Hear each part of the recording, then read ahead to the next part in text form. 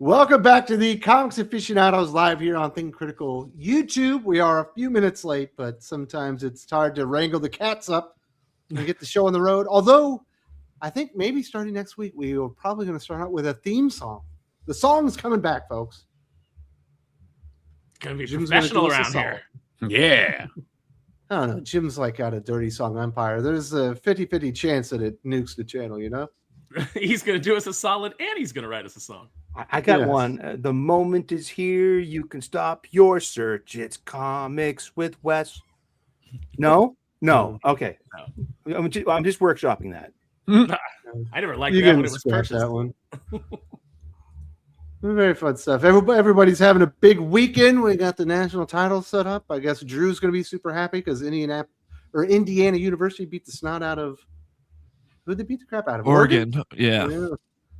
They just like beat the crap out of them, dude. Destroyed them. Not even close. So Dylan, you're the big Giants fan, right?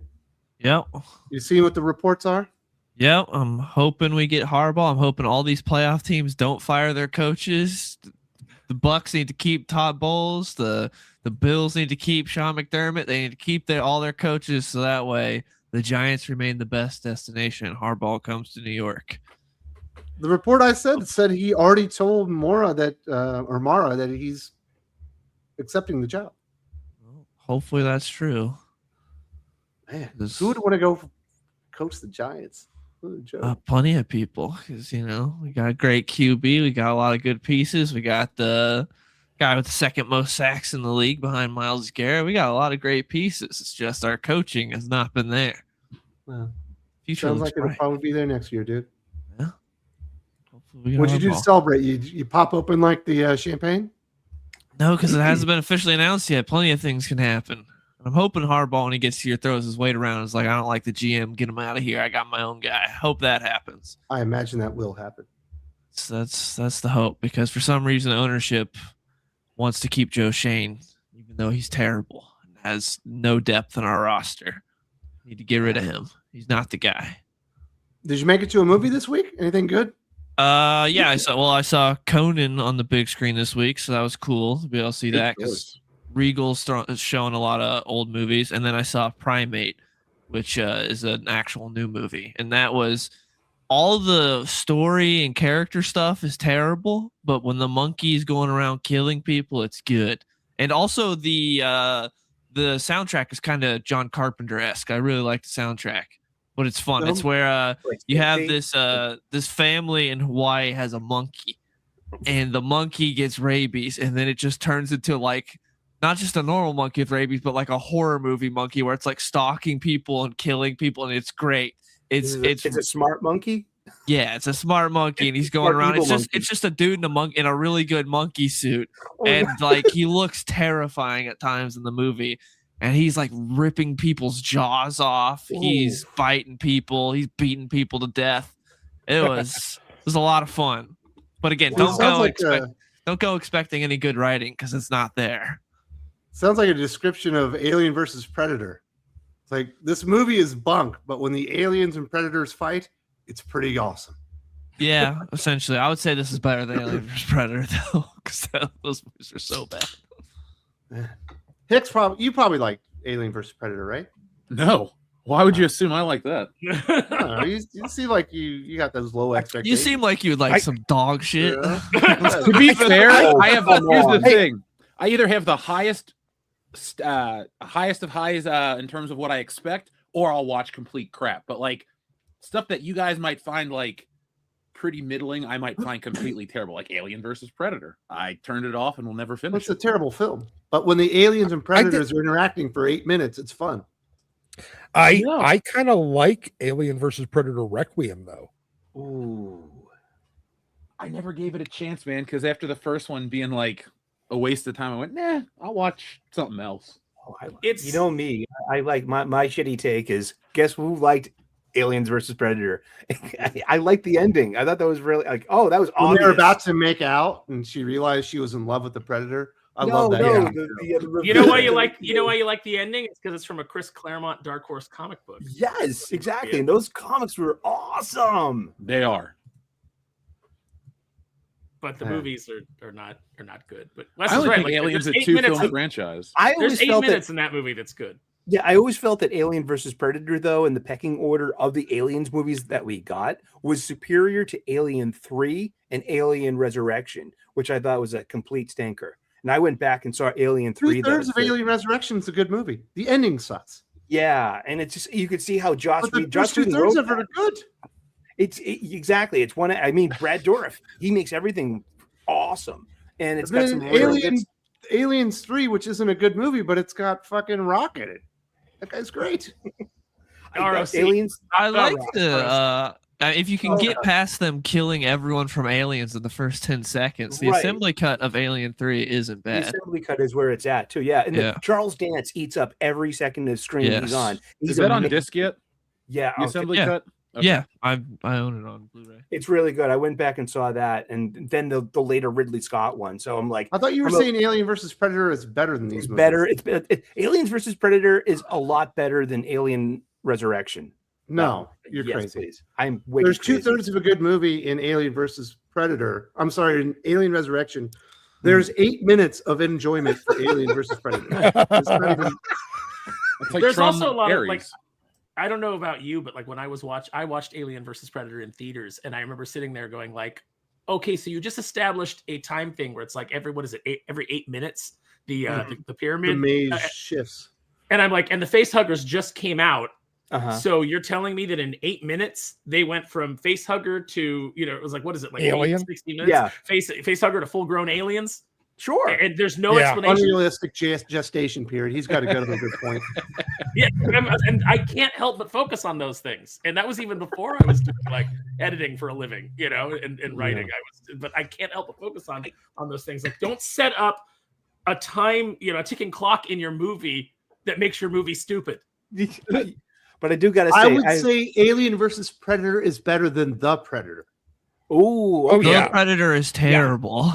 Uh-huh. That Really movie's one of those awful. movies. Yeah, the Shane Black one. Yeah, that one's Yeah, Predators. awful. Predators was. I like surprisingly Predators. good. Predators is good. That was a good concept. I That's- mean, yeah. I just That's could my not- second favorite Predator movie. Oh, come I on, Predator could 2 not has got deal good with- stuff in it. I could not deal with Topher Grace as a serial killer. Although that does explain where Eric Foreman went instead There's of a- Africa. There's a Yeah. lot of weird little guys that are serial killers. I think he works. I Yeah. I actually liked that. I mean, I called Lawrence that early in the Fishburne movie, showing up. It was great. and then trying to kill them all, to get their stuff. Like, I was like, this is all no interest. So for the pecking order for me is Predator, then Predator 2 and Yes. Predators I consider kind of like on the same plateau. Mhm. And then below that you've got like maybe Prey.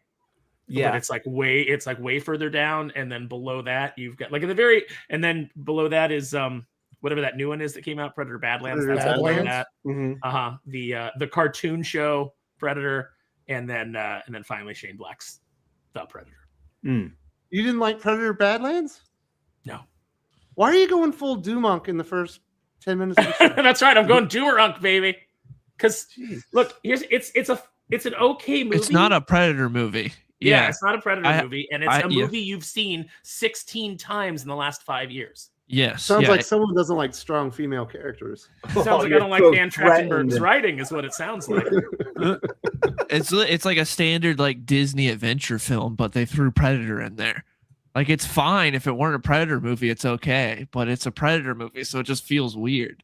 I just love the part where the next step of human evolution is to become retarded. Oh, that's in The Predator, yeah. Yeah, the Predators want the well, because The autism gene. movie autism is it's like a little bit of autism. Sure, you want that when you're like trying to solve a cold case murder and you put it on the internet, and then the weaponized autism goes to work and everybody works together and finds out the stuff that the police can't. That's good.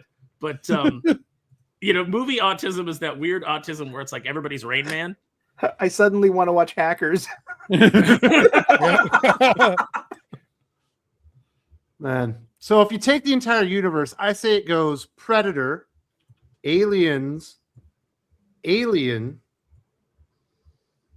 probably Predators, Alien Resurrection. Man, it gets pretty dark here, doesn't it? Yeah. It gets grim There's fast. There's like 4 or 5 actual good movies.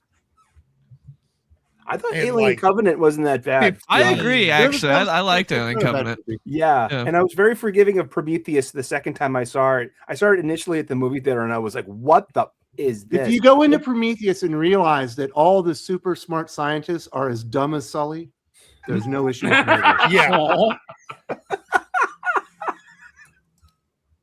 That's They're compliment. capable of realizing there's danger. If you accept that scientists are really like actually like 12-year-olds with no concept of like the law of Danger, unintended yeah. consequences, then yeah, it's a perfectly fine movie. Watching Idris Elba randomly bang Charlize Theron. For no reason. Good on him, man. Yeah, so Not a great accent on Idris Elba in that movie either. Great actor. Don't know why they just randomly gave him that accent. He didn't need it. He could have been British. He's got a cool voice. Just let him have his cool voice. I like If you go into Prometheus, knowing that Damon Lindelof was involved, you'll understand everything. Because this is, this just when you watch a Damon Lindelof project, you have to understand that nothing is going to make any sense. So the idea that here is this alien xenobiologist whose job it is to discuss, to like study dead aliens, and the moment he sees one, he gets terrified and he runs off and he gets lost in tunnels that they've already computer mapped and are have never break communication with the ship, but somehow gets lost. So that once he, since he was scared of the dead alien body, he ran away. But once he finds a weird alien penis snake, he can't wait to stick his face in it.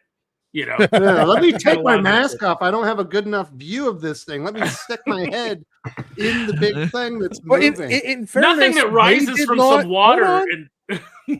Hold on, they didn't take their masks off because remember the thing actually went up inside of his mask and like sealed it to his face. I'm pretty sure in Prometheus he removes his mask and like sticks. No, his it head was over the there to other. observe It was the It's other really scientist. The ones that decided to poke the penis, the vagina snake, did not take their masks off. Didn't the alien the alien goo become like a STD in that movie? Yes. And there was an abortion machine. Yeah. In that film. But then it staples her stomach together. It doesn't even like do some kind of like fancy back to surgery or even the cool 3D printed, healing you up from Starship Troopers. It just literally staples her stomach and she spends the rest of the money running and jumping off of things. Right. Yeah. It's a metaphor And for it doesn't modern feminism. It's a metaphor. Yeah, because Damon Lindelof's super smart. He's a good writer. He's from Bad Robot. What do you think, Hicks? You're being awful quiet here. You're the movie critic, right? What is Hicks leave us? He shut us out. He goes on talking about those movies I don't like. No, I needed coffee. No, I don't like any of these movies outside of Predator, Alien, and Aliens. The rest are shit. Like, I won't watch them. And I own the other ones. Shit. Oh, dude. You don't have a soft spot for Predator 2? I mean, like Gary Busey? It's Bill fine. Paxton? But it's Moving not blades. It's not a goddamn sexual Tyrannosaurus like the first one. you could like lower your standards, but the first Predator's got it all. It's got action, it's got Arnold, it's got the best fight, and the music's great too. It's man versus monster. I was 14 years old. My dad would take me to any movie I asked, and especially rated R movies. But Predator was amazing to see. I was 14, and it was just like seeing that for the first time. You're just going to see an Arnold Schwarzenegger movie, and then you get Predator, and it's like that was mind blowing. I remember getting chills the moment where he says to Billy, bullshit, you ain't afraid of no man. And Billy just has that great something out there hunting us. There ain't no man. And it's just like, oh shit. I remember as a kid, I was like, oh shit. Like these big tough dudes that have been kicking ass this whole movie are terrified. Yeah. And the entire cast is great. Billy's a great character. In most movies, he'd be the best one. Dutch is a great character. In most movies, he'd be the best one. Dylan. And Mac. Jesse Ventura. Jesse Ventura. He's it's great. And it's really interesting too, like your movie making, they had a plan for the Predator to look completely different. And Jean-Claude Van Damme, yeah. was the stuntman underneath this rubber suit that just like it looked terrible. So what we know is the Yautja today got designed like on the fly and adopted mid-production. James Cameron had a huge part to do with it. He was flying with the guy that was supposed to do it. It was like, Dan Winston needs some mandibles or something. Yes, Dan Winston drew it on a plane. Yeah. That's a great movie. It is. It's fantastic, Hicks. There's not a single second that is superfluous in that film. It's perfect. I agree 100%. I watched it for New Year's break. And like to this day, we don't have a full set of action figures of the crew from Predators because back then they didn't get the likeness rights. So we've had Dutch, we've had Hawkins. Oh, really? And that's about it. No Poncho, no Mac. Some upside down skinned soldiers, you know. We do have that. They made that. No likeness right for that. Yeah. No likeness right. So am I out of line for saying I think Predator is the best Schwarzenegger film? I like both. I like Terminator and Terminator 2 better. Predator's great, but I like both. The first two Predators better. I mean, Terminator's better. I just think it's bold that Wes is saying it's better than Conan, which I know is his favorite. Yeah, is that true? I'm surprised there too.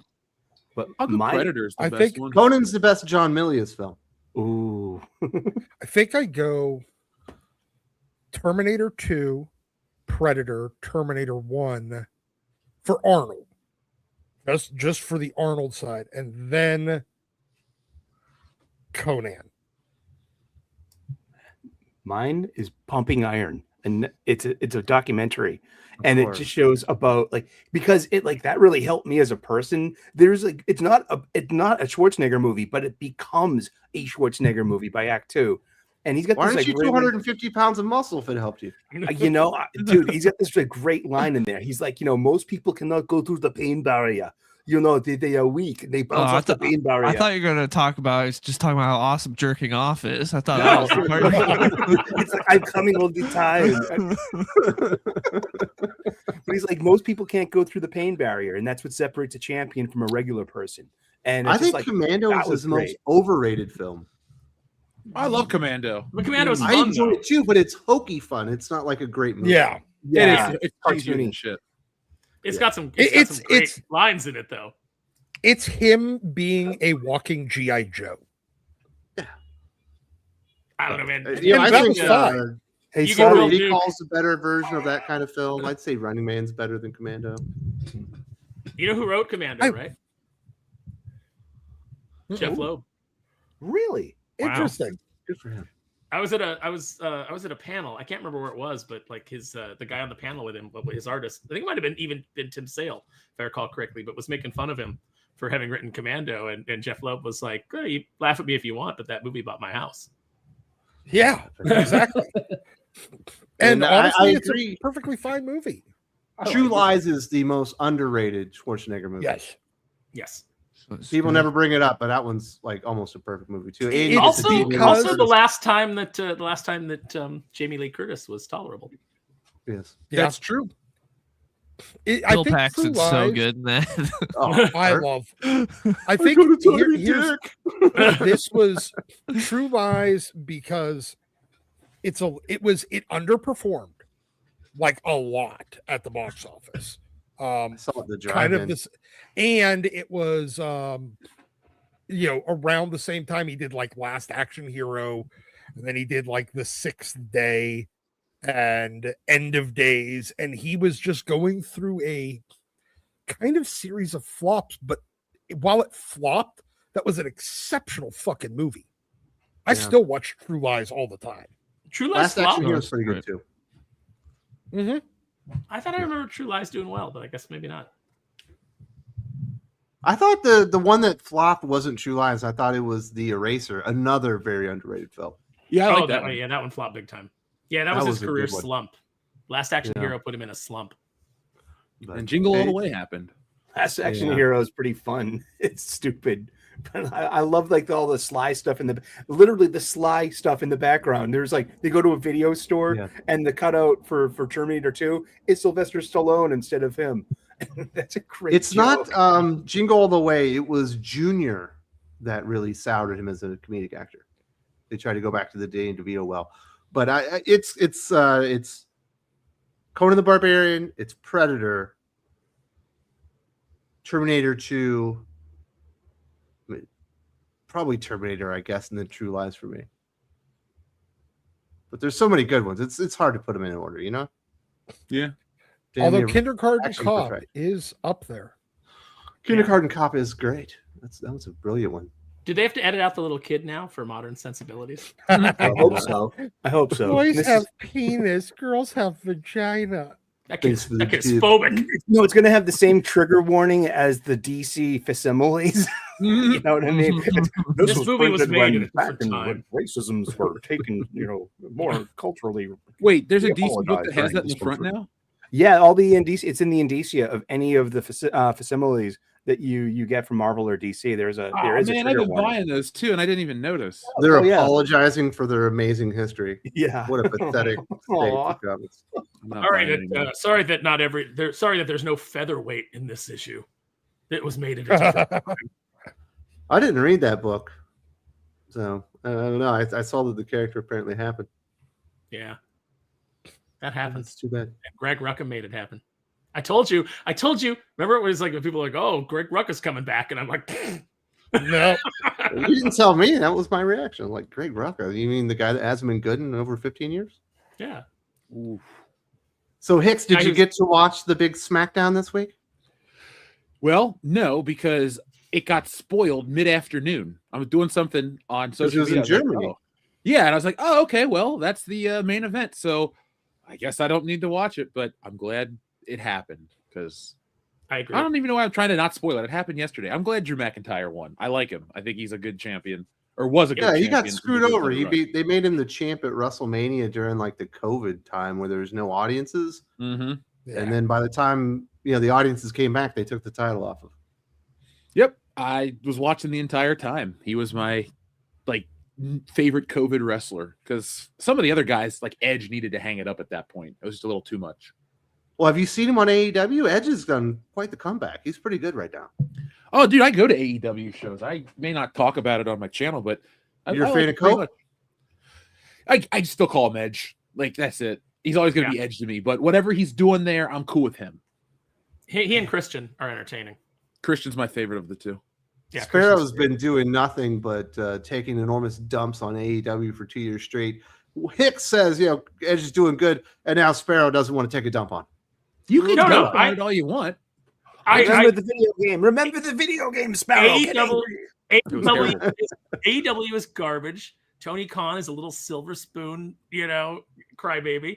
I'll say all the same things that I will. Edge and Christian are great. It's like I'm always entertained watching those guys. The only time I don't like Edge is when he has to come out and he has to do the AEW rah-rah speech once a year because Tony Khan's done something stupid. So they got to put him out there and be like, AEW is where the best wrestle. And you're like, is it though? Yeah, Is it? Go watch a WWE PLE and then go watch an AEW pay-per-view and tell me which one has better wrestling. Tell me which one has a story. Because I won't be interested in every Did you come out AEW and match, say AEW no matter has the who best it is. storytelling or No the matter- best no. wrestling?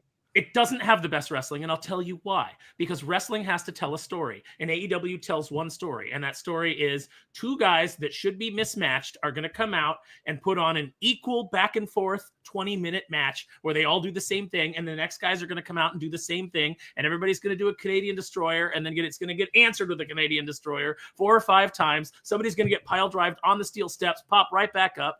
It's just, it's not good. It's I'd not rather good. watch that And than then- the commercials during the PLE. Well, Thank you know you. what? Thank I- you. I agree with 35 that. minutes straight of commercials between matches that I can't take anymore. Wes, this is why I'm not doing I agree with WrestleMania, man. Like last year's, the ticket prices were ridiculous. This year, they're lower. I'm like, I can go. But last year's show was literally a mobile ad 4 starting matches. WrestleMania. Yeah, Mhm. I was pissed. Like more than I should be angry. Remember, I was going to join you this year. This was the year that I was planning to go and join Jeff for WrestleMania. And now neither one of us are like, we're both like, I don't even want to What's watch the the Royal Rumble, and that's my favorite pay-per-view of the year because it's the only time where you don't know what's going to happen. Wrestling is pretty predictable, but that's the one night where you're like, at least you won't know the order of the entrance and the order of eliminations. You might know who's going to win, but Mhm. the match itself is still unpredictable. I And still even remember that, the I'm not Royal excited. Rumble where everyone knew that Bryan Daniel was going to win. That He 14. never showed up, and then they booed Rey Mysterio out of the building. Yeah, It'll be- poor it'll be Ray. a All he did was not be Daniel Bryan. Poor guy. And then Batista, man, he got the worst of it. Bautista. Was it worse than the Rock and Roman when Roman won, and then the Rock came out to try and put a cherry on top, and everybody Get him booed him over and it? the Rock? It was, I'd say it's worse than the Rock and Roman because eventually the Roman stuff worked. Batista never got back in anybody's favor. He's now just looked at as a Bautista joke. was definitely in my favor. Oh, Bautista. I think I have that action figure somewhere. Yeah, that figure's So great. amazing. He's got his stupid little Newsies hat and everything. I hope he's in on the joke. No, he was. Apparently, he was telling Triple H, like, I don't think you should bring me back as a face. And it's like, no, you're a big Hollywood star. People are going to want to cheer you. They haven't seen you in a while. And he's like, that may be true like the first week, but, like, it's not really my spot. And he was right. Yeah. Yeah. I do like the Royal Rumble, but this year it's in like Saudi Arabia, right? At 3 in the yeah. afternoon. Yeah, that's not 3 PM for me. That's actually like right in my sweet spot. So it'd be good for me. I like it when they go to like the UK and like they're in France and like where the crowd is actually pumped and excited. Yeah. There's nothing worse than a dead crowd. It just drags the whole thing down. You know what's worse than a dead crowd? 8 minutes Watching of the commercials. 85 minutes of commercials. Liv Morgan covered up. Yeah. Yeah, all the women covered in fucking Oh God, scuba suits. that's gonna be. yeah. Oh God, why I would like you- her. I like No, Liv Rhea Morgan's too. great. Rhea's great. You know, Rhea reminds me of Piper. The attitude, like just the whole thing, man. The love of it, the love of the kayfabe. I love Rhea Ripley. I met Roddy Piper once. He was the coolest dude. He Oh, was. he's so damn cool. really Like, was. Met him at Comic-Con. He signed his autobiography for me. Somewhere I have a picture with him. And he and like Diamond Dallas Page and Big Papa DDP Pump is was the most actually super overrated cool. wrestler of all time, even more overrated than fucking Hulk Hogan. Who You is talking about Roddy DDP? Piper? DDP. Oh He's yeah. awful. Oh no, I can't agree with you. There was a long time where I hated DDP where you were supposed to like him. And then when he went heel, I was When he was a stalker? He made Goldberg. No, this is like when he went heel in WCW and he was part of the Jersey Triad with Bam Bam and Canyon. And then I'd Canyon already turned became off the WCW by then and moved full time to just Canyon WWF. became Positively Canyon, which was hilarious.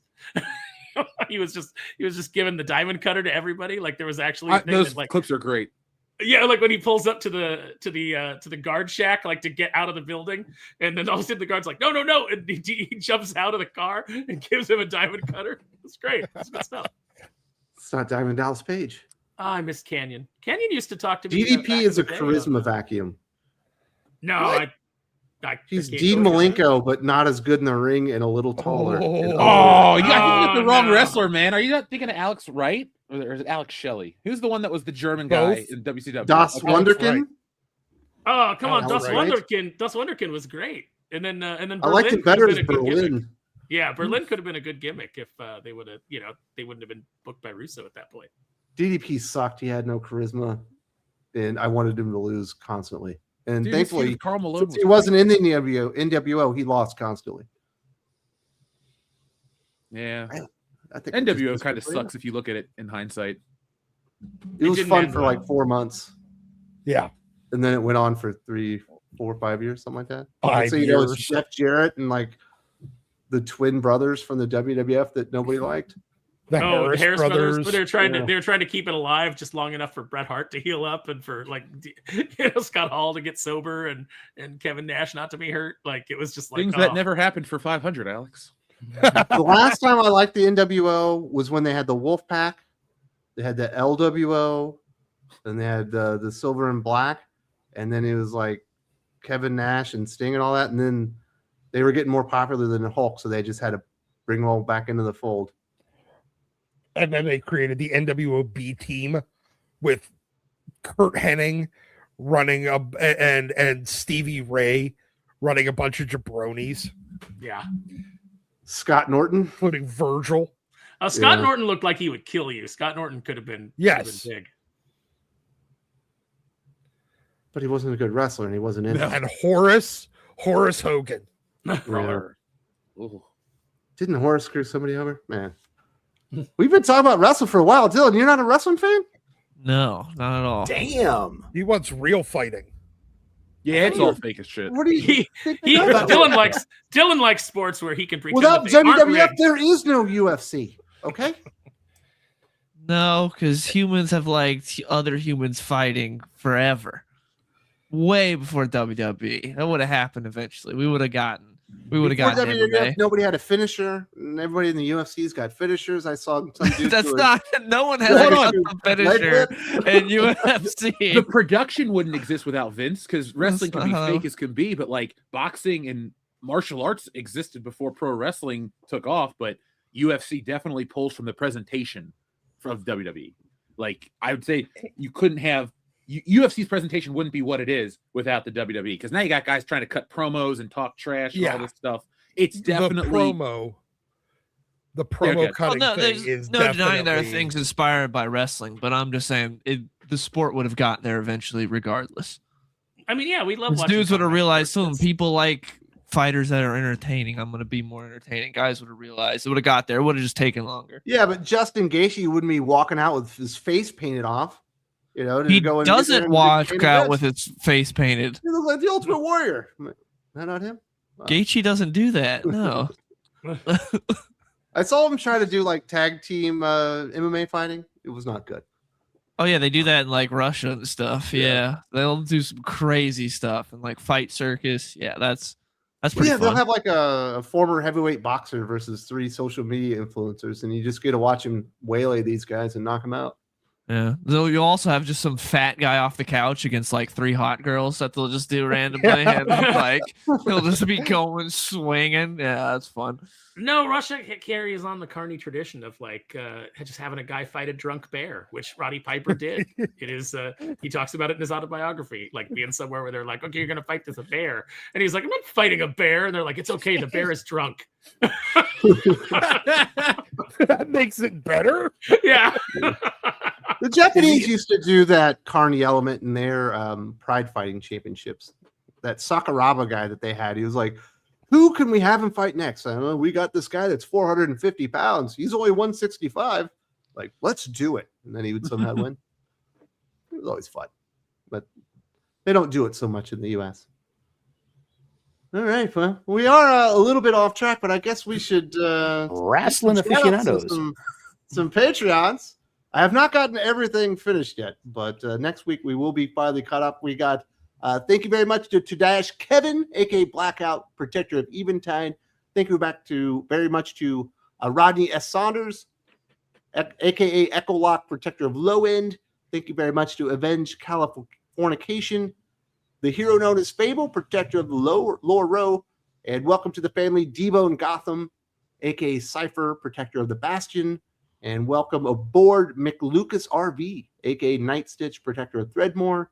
We've also got the Deathbringer in the house, aka Oxide, protector of the Rust Belt. We've got the Cloned Avenger, protector of Fort Novan. Welcome to the family, Andrew Prowett, aka Mantle, protector of Fort Basin.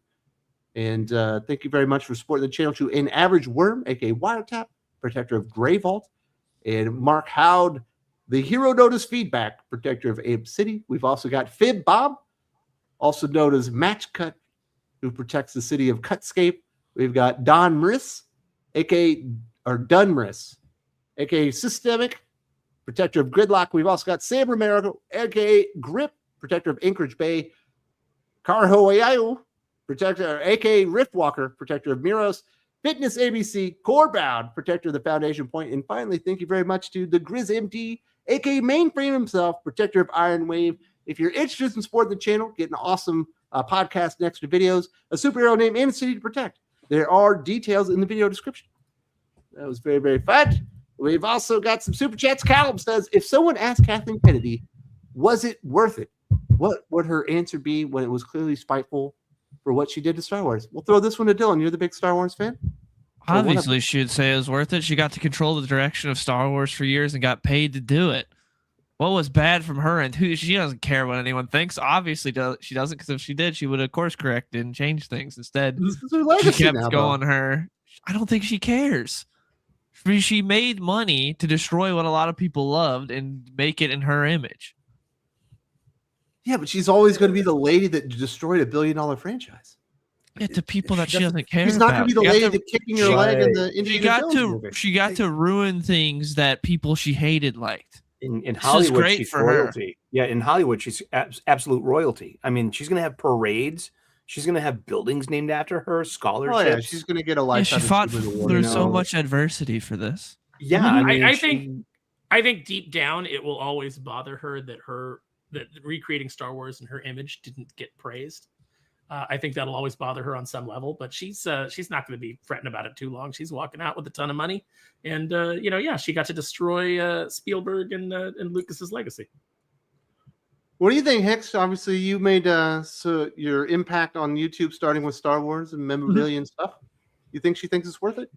Of course. I feel very similarly to Dylan. It's just she wins. Like, how does she lose? It's to the people that she doesn't care about, to the fans. She doesn't care about because her name is on all these big movies, and Hollywood will always be able to say producer or executive producer of Back to the Future and Jurassic Park and this and that and E.T. You don't even need to mention Star Indiana Wars. Jones. Yeah, the second two. Like, you don't even need to mention what she did with the Disney Star Wars stuff, and you could still have an entire career that is, award worthy. So I think she won't care. And those movies are terrible.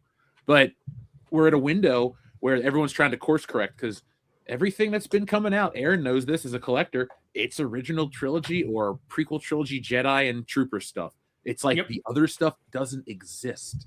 It's wonderful. Well, you just kind of gave a hint there. You said the other two Indiana Jones movie, discarding the fact that there's 5 of them, like the other 2 don't exist. Oh, I just meant when you said Indiana Jones, I meant she's not on Raiders of the Lost Ark. She's just a special assistant to Mr. Lucas. So I meant like on the other 2. I keep forgetting there are 5 because I only think there are 3. So. Exactly, because you completely There forgot are about only it. I think 3. that's how people are going to treat her Star Wars. Listen, she keep married forgetting. well. Like Kelly Sue DeConnick, she smashed the patriarchy by marrying a more successful man. Wait, Kelly job. Sue DeConnick's married to a man? Yeah. She's married to Matt. Well, I mean, she's married to Matt Fraction, so it depends on how you feel about him. But Oh, I wasn't trying to be funny. I just, based on what I've read about some of these people's online interactions, I made assumptions. I apologize. Yeah, she's married to Matt Fraction. Whether he's a man or not is up for debate. They call him Mr. Sudaconic for a reason. Oh, and if you don't like my politics, well, don't buy my book. Problem But solved. look, when it comes to Kathleen Kennedy, she's going to say it's worth it because she doesn't think what she did was a failure. She thinks that what she did was successful. The media has filleted her into believing that it is also successful. The entire film industry has played pretend that Star Wars is not a dead brand now, that it is in just as good, if not better position as it was when she took it over. So she's going to say that it's fine because she lives in a world where it is. In her mind, it is fine. It is exactly where she made it better. She made it better. It was you've evolved and adapted the iconic brand into something a bit more fitting for modern audiences and modern tastes. Yeah, and in doing so, you turned it into just another IP. And you took the brand went off brands, recipe. Yeah, and made it just another forgettable IP that's part of a large conglomerate's IP farm portfolio. Good job. Yeah, I mean, she's made the company billions of dollars, and she's when it lost comes down the to company billions of dollars. Well, I mean, like in potential and or expected kind of sales, but I mean, look, Force Awakens still was that 1.9 billion? Yeah, but the actual budget for that movie came out, and once we started finding out what the actual budgets of some of these things are, they have not done well with Star Wars. And the merch, they've killed merch sales. Well, just because of that potential stuff, like they killed the golden goose. It's like just the toys. Come on, it's not potential when you have $10 billion annually in merch sales, and they're a fraction of that. You've lost that. Everything that they have done creatively is at Ross right now for $7.99 or less. Every single character from the Acolyte has been at Ross this Christmas season. Every single character from Skeleton Crew. I've never seen those figures at Target or at Walmart, which means that a lot of these big box stores ordered very little or none at all. And so it just went straight. They've turned the brand of brands into a discount brand. into Like an the- Ollie's brand, into a Ross Dress for Less brand. Yeah. That's what Like she's done. That's her legacy, ultimately, amongst the people. In Hollywood, they'll lie to her face and tell her that she's great. But, I think that she's probably bothered far less than Bob Iger is bothered by the fact that his legacy will be one of absolute failure. Weatherman, Bumbling Bob went from being seen as like, oh, look, he's acquired all these things. He's amazing. If he would have stayed away and not come back to Disney to preside over the failure of all the things that he put in place before he left, he probably would have been remembered pretty well. But now he's going to be remembered as the clown that turned Disney into this garbage factory. Subhuman 84, is the mutant hating X-Men an outdated trope? It felt like we were going to kind of somewhat get away from that, Doc, where the mutants in Krakoa weren't going to be the pushed around. They were creating their own nation type of thing. But they did this kind of double down on the mutant hate thing. But they did make people hate them. Yeah, I mean, they made people. Now the hate is 100% justified. Before, the mutant hate was kind of a little bit of a stretch to believe that mutants deserve the kind of hate that they were getting. So, is it an outdated trope? The old being hated for just being born different? Yeah, that is an outdated trope. It is, because in modern times they would start bullying people because they're not different. Like they did. Like that they was the do, entire like in real society, right? Yes. Well, that's how you're with that? it's kind of very modern racism, where people hate you because of the shit you're doing. In the Marvel universe, much like in life, I think that it's really unfair to denigrate an entire group of people just based on the way that they all behave. Yeah, exactly. So I can't take credit for that. That's Anthony Jeselnik. Yeah, but no, that's exactly where we're at with the X-Men. And especially with mutants in general in the comics now. Yeah, so the old hated just because you were born that way trope was outdated. They've replaced it with the hated because you do a bunch of evil shit and act like it's fine just because you're oppressed. Hatred. And that is that's a good replacement trope. Except for, what do you think, Hicks? We're not going to you like used to be a big comics. Marvel zombie. Do you think it's an outdated trope? Is there room for the X-Men's core premise? So I haven't read X-Men currently since like the 90s. So in theory of mutants being hated because they're different, like on the grand scale of it, like if you're trying to bring X-Men into the modern world, make it a part of it, but not make it everything.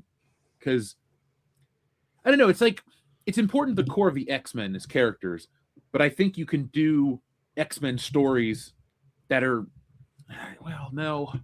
It's so important to the core, but you can't just keep overdoing it, I guess is what I'm trying to say. Yeah, but in recent times we've had Kitty Pryde, we've had Marvel Girl go in front of the UN and tell everybody how wrong they were and how they should be buttered. I haven't read those books. I'm sorry. Nobody did. That's why people stopped reading X-Men. Yeah, dude. Was that after Hawkspox? Was that before? Before. X-Men Red. There's so many X-Men stories I've missed, and thankfully so. It's a waste of paper. It's a license. I still love them though. I want them to succeed. I want good X-Men stories. I mean, it's hard is mutant hate an outdated trope? Maybe, because the Marvel Earth 616 is such a crowded place with superpowers and different talents like that. So mutants just get lost in the mix of like. How can you love the Avengers and hate the X-Men? Yes, yeah. There's always been a very and that's why I do say that the hated because you're born different trope was outdated, because if you think about that trope for more than 3 seconds and you realize that this is a world where, okay, Spider-Man might be kind of hated, but he's also kind of loved. The Fantastic Four, 100% loved. The Avengers are 98% loved. And they did that to themselves. They intentionally became weird and different. versus a group of people that had no control over it. They were just born a different way.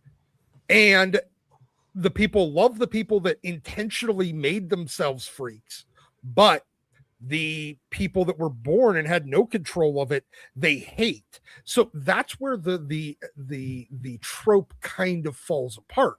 Now, the modern version of that trope is we hate you because you're fucking terrible. That actually, I mean, it's not a good replacement in order to sell comic books, but it is a replacement trope that actually logically and intellectually makes sense in the Marvel universe now. Granted, it's not going to result in people wanting to buy the comic book because they're terrible people. Okay. But hey, at least it makes logical sense now. Cal says, James Gunn said he'll base Clark Kent and Lex Luthor on himself because he's James Gunn. And he's writing it for James Gunn, by James Gunn, making it for James Gunn because James Gunn, and whole wife. So obviously James Gunn is getting a little bit of hate this week, Dylan, because he did try to make a lot of stuff about, I guess, him or something in some type of social media post. I have no idea. I didn't see any of this. It's basically something about like, I understand Lex Luthor because, on some level I understand like the petty jealousy and blah, blah, blah. But then I understand Superman because, I'm from the Midwest. It's like, now you're from Hollywood, dude. Like, you're Hollywood now. Like you've had that Midwest taken out and filled with Hollywood. Don't give us this. And also stop making everything about yourself. Also, I'm going to say, I think James Gunn's wife is hot. So yeah, I think James, I agree. I concur.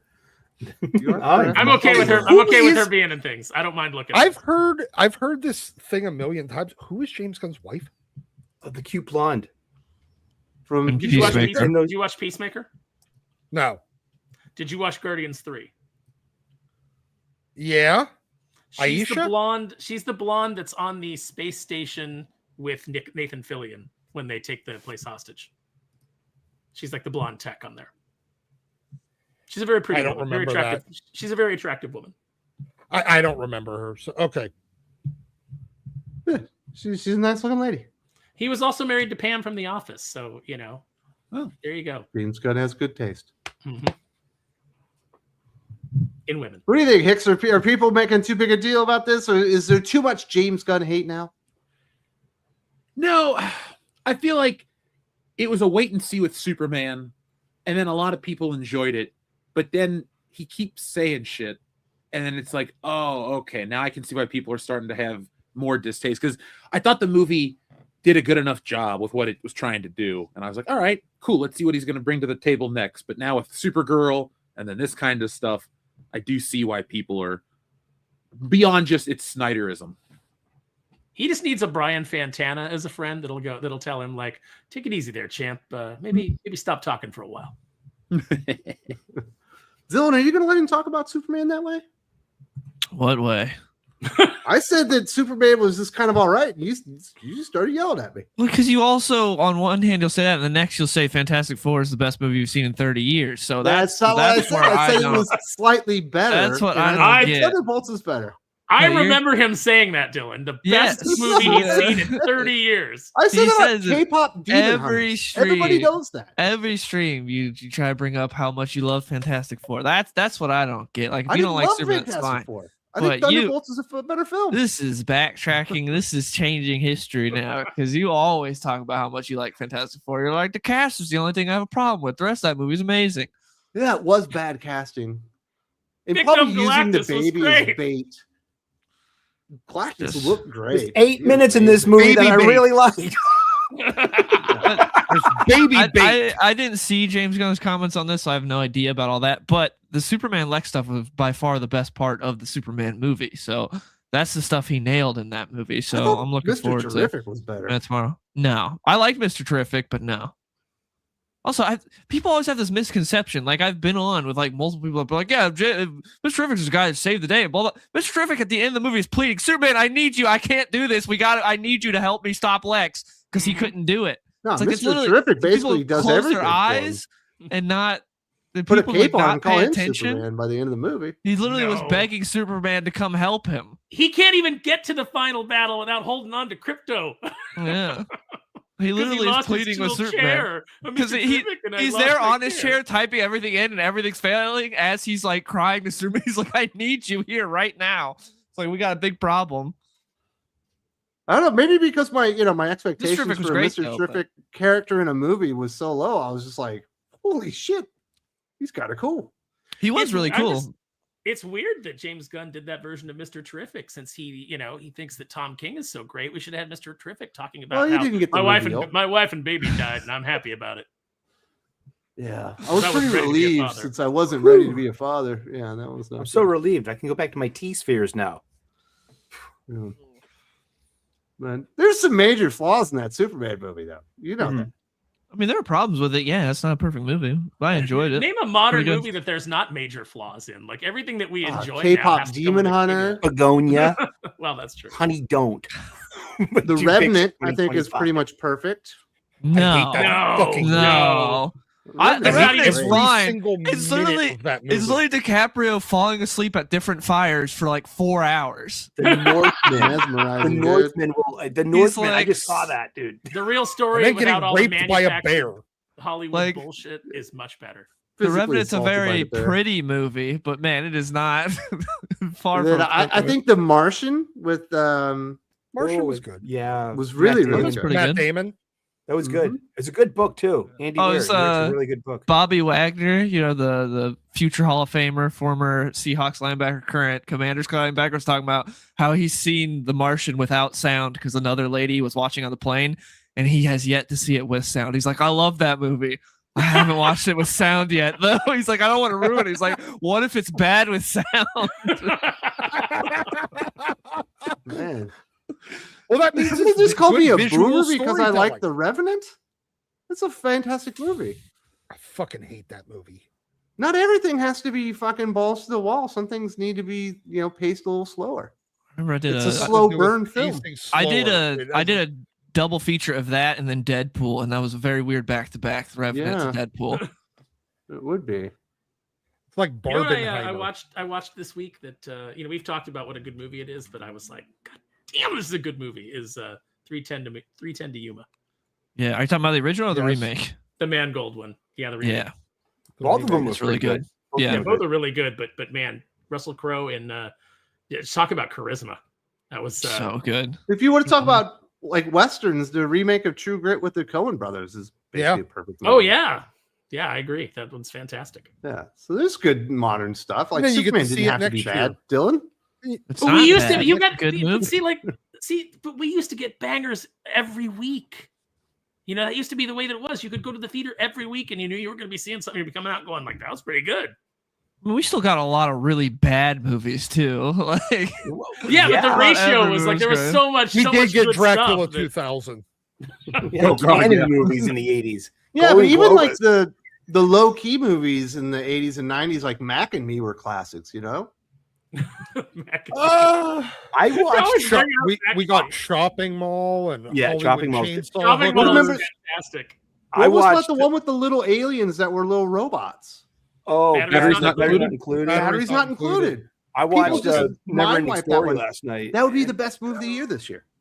I watched Never Ending Story last night, and that Artex We're scene 10 It days never into the fails to year, disappoint. so Talking about the last 365, not counter. It's funny that you brought up batteries not included because we just talked about that on World Class Bullshitters on Tuesday. I was We shocked did. because Jeff always comes out with some movie where he's like, I saw this movie, and I'm like, I can't even believe that you know that reference because you're such a young man. And he's like, I'm versed in the classics. Yeah, I rented it from the library as a kid. I thought it looked cool. You were like, little alien robots. I need to see. Well, this." even Cocoon back in the day was good. So, Yeah. But the Goot could fucking carry anything. Oh yeah, salute the Goot, everybody. Steve Absolutely. Gutenberg. Jagron says, so what are the expectations for the Armageddon event? How many total issues are we going to get? What is the difference for anticipation versus DVDs or Marvel events? So I'm not really sure. It's supposed to be an Avengers event, but we are getting like lead up to Armageddon with the Wolverine series. I think there's another series that's leading into it. I'm assuming all the Captain America stuff will be involved, the Avengers series. I bet you it gets over 60 by the end. This is the first I've heard of it, so my expectations are Man, very you low. really are Same. expecting this one. Yeah. I'm gonna go with probably 80 total issues.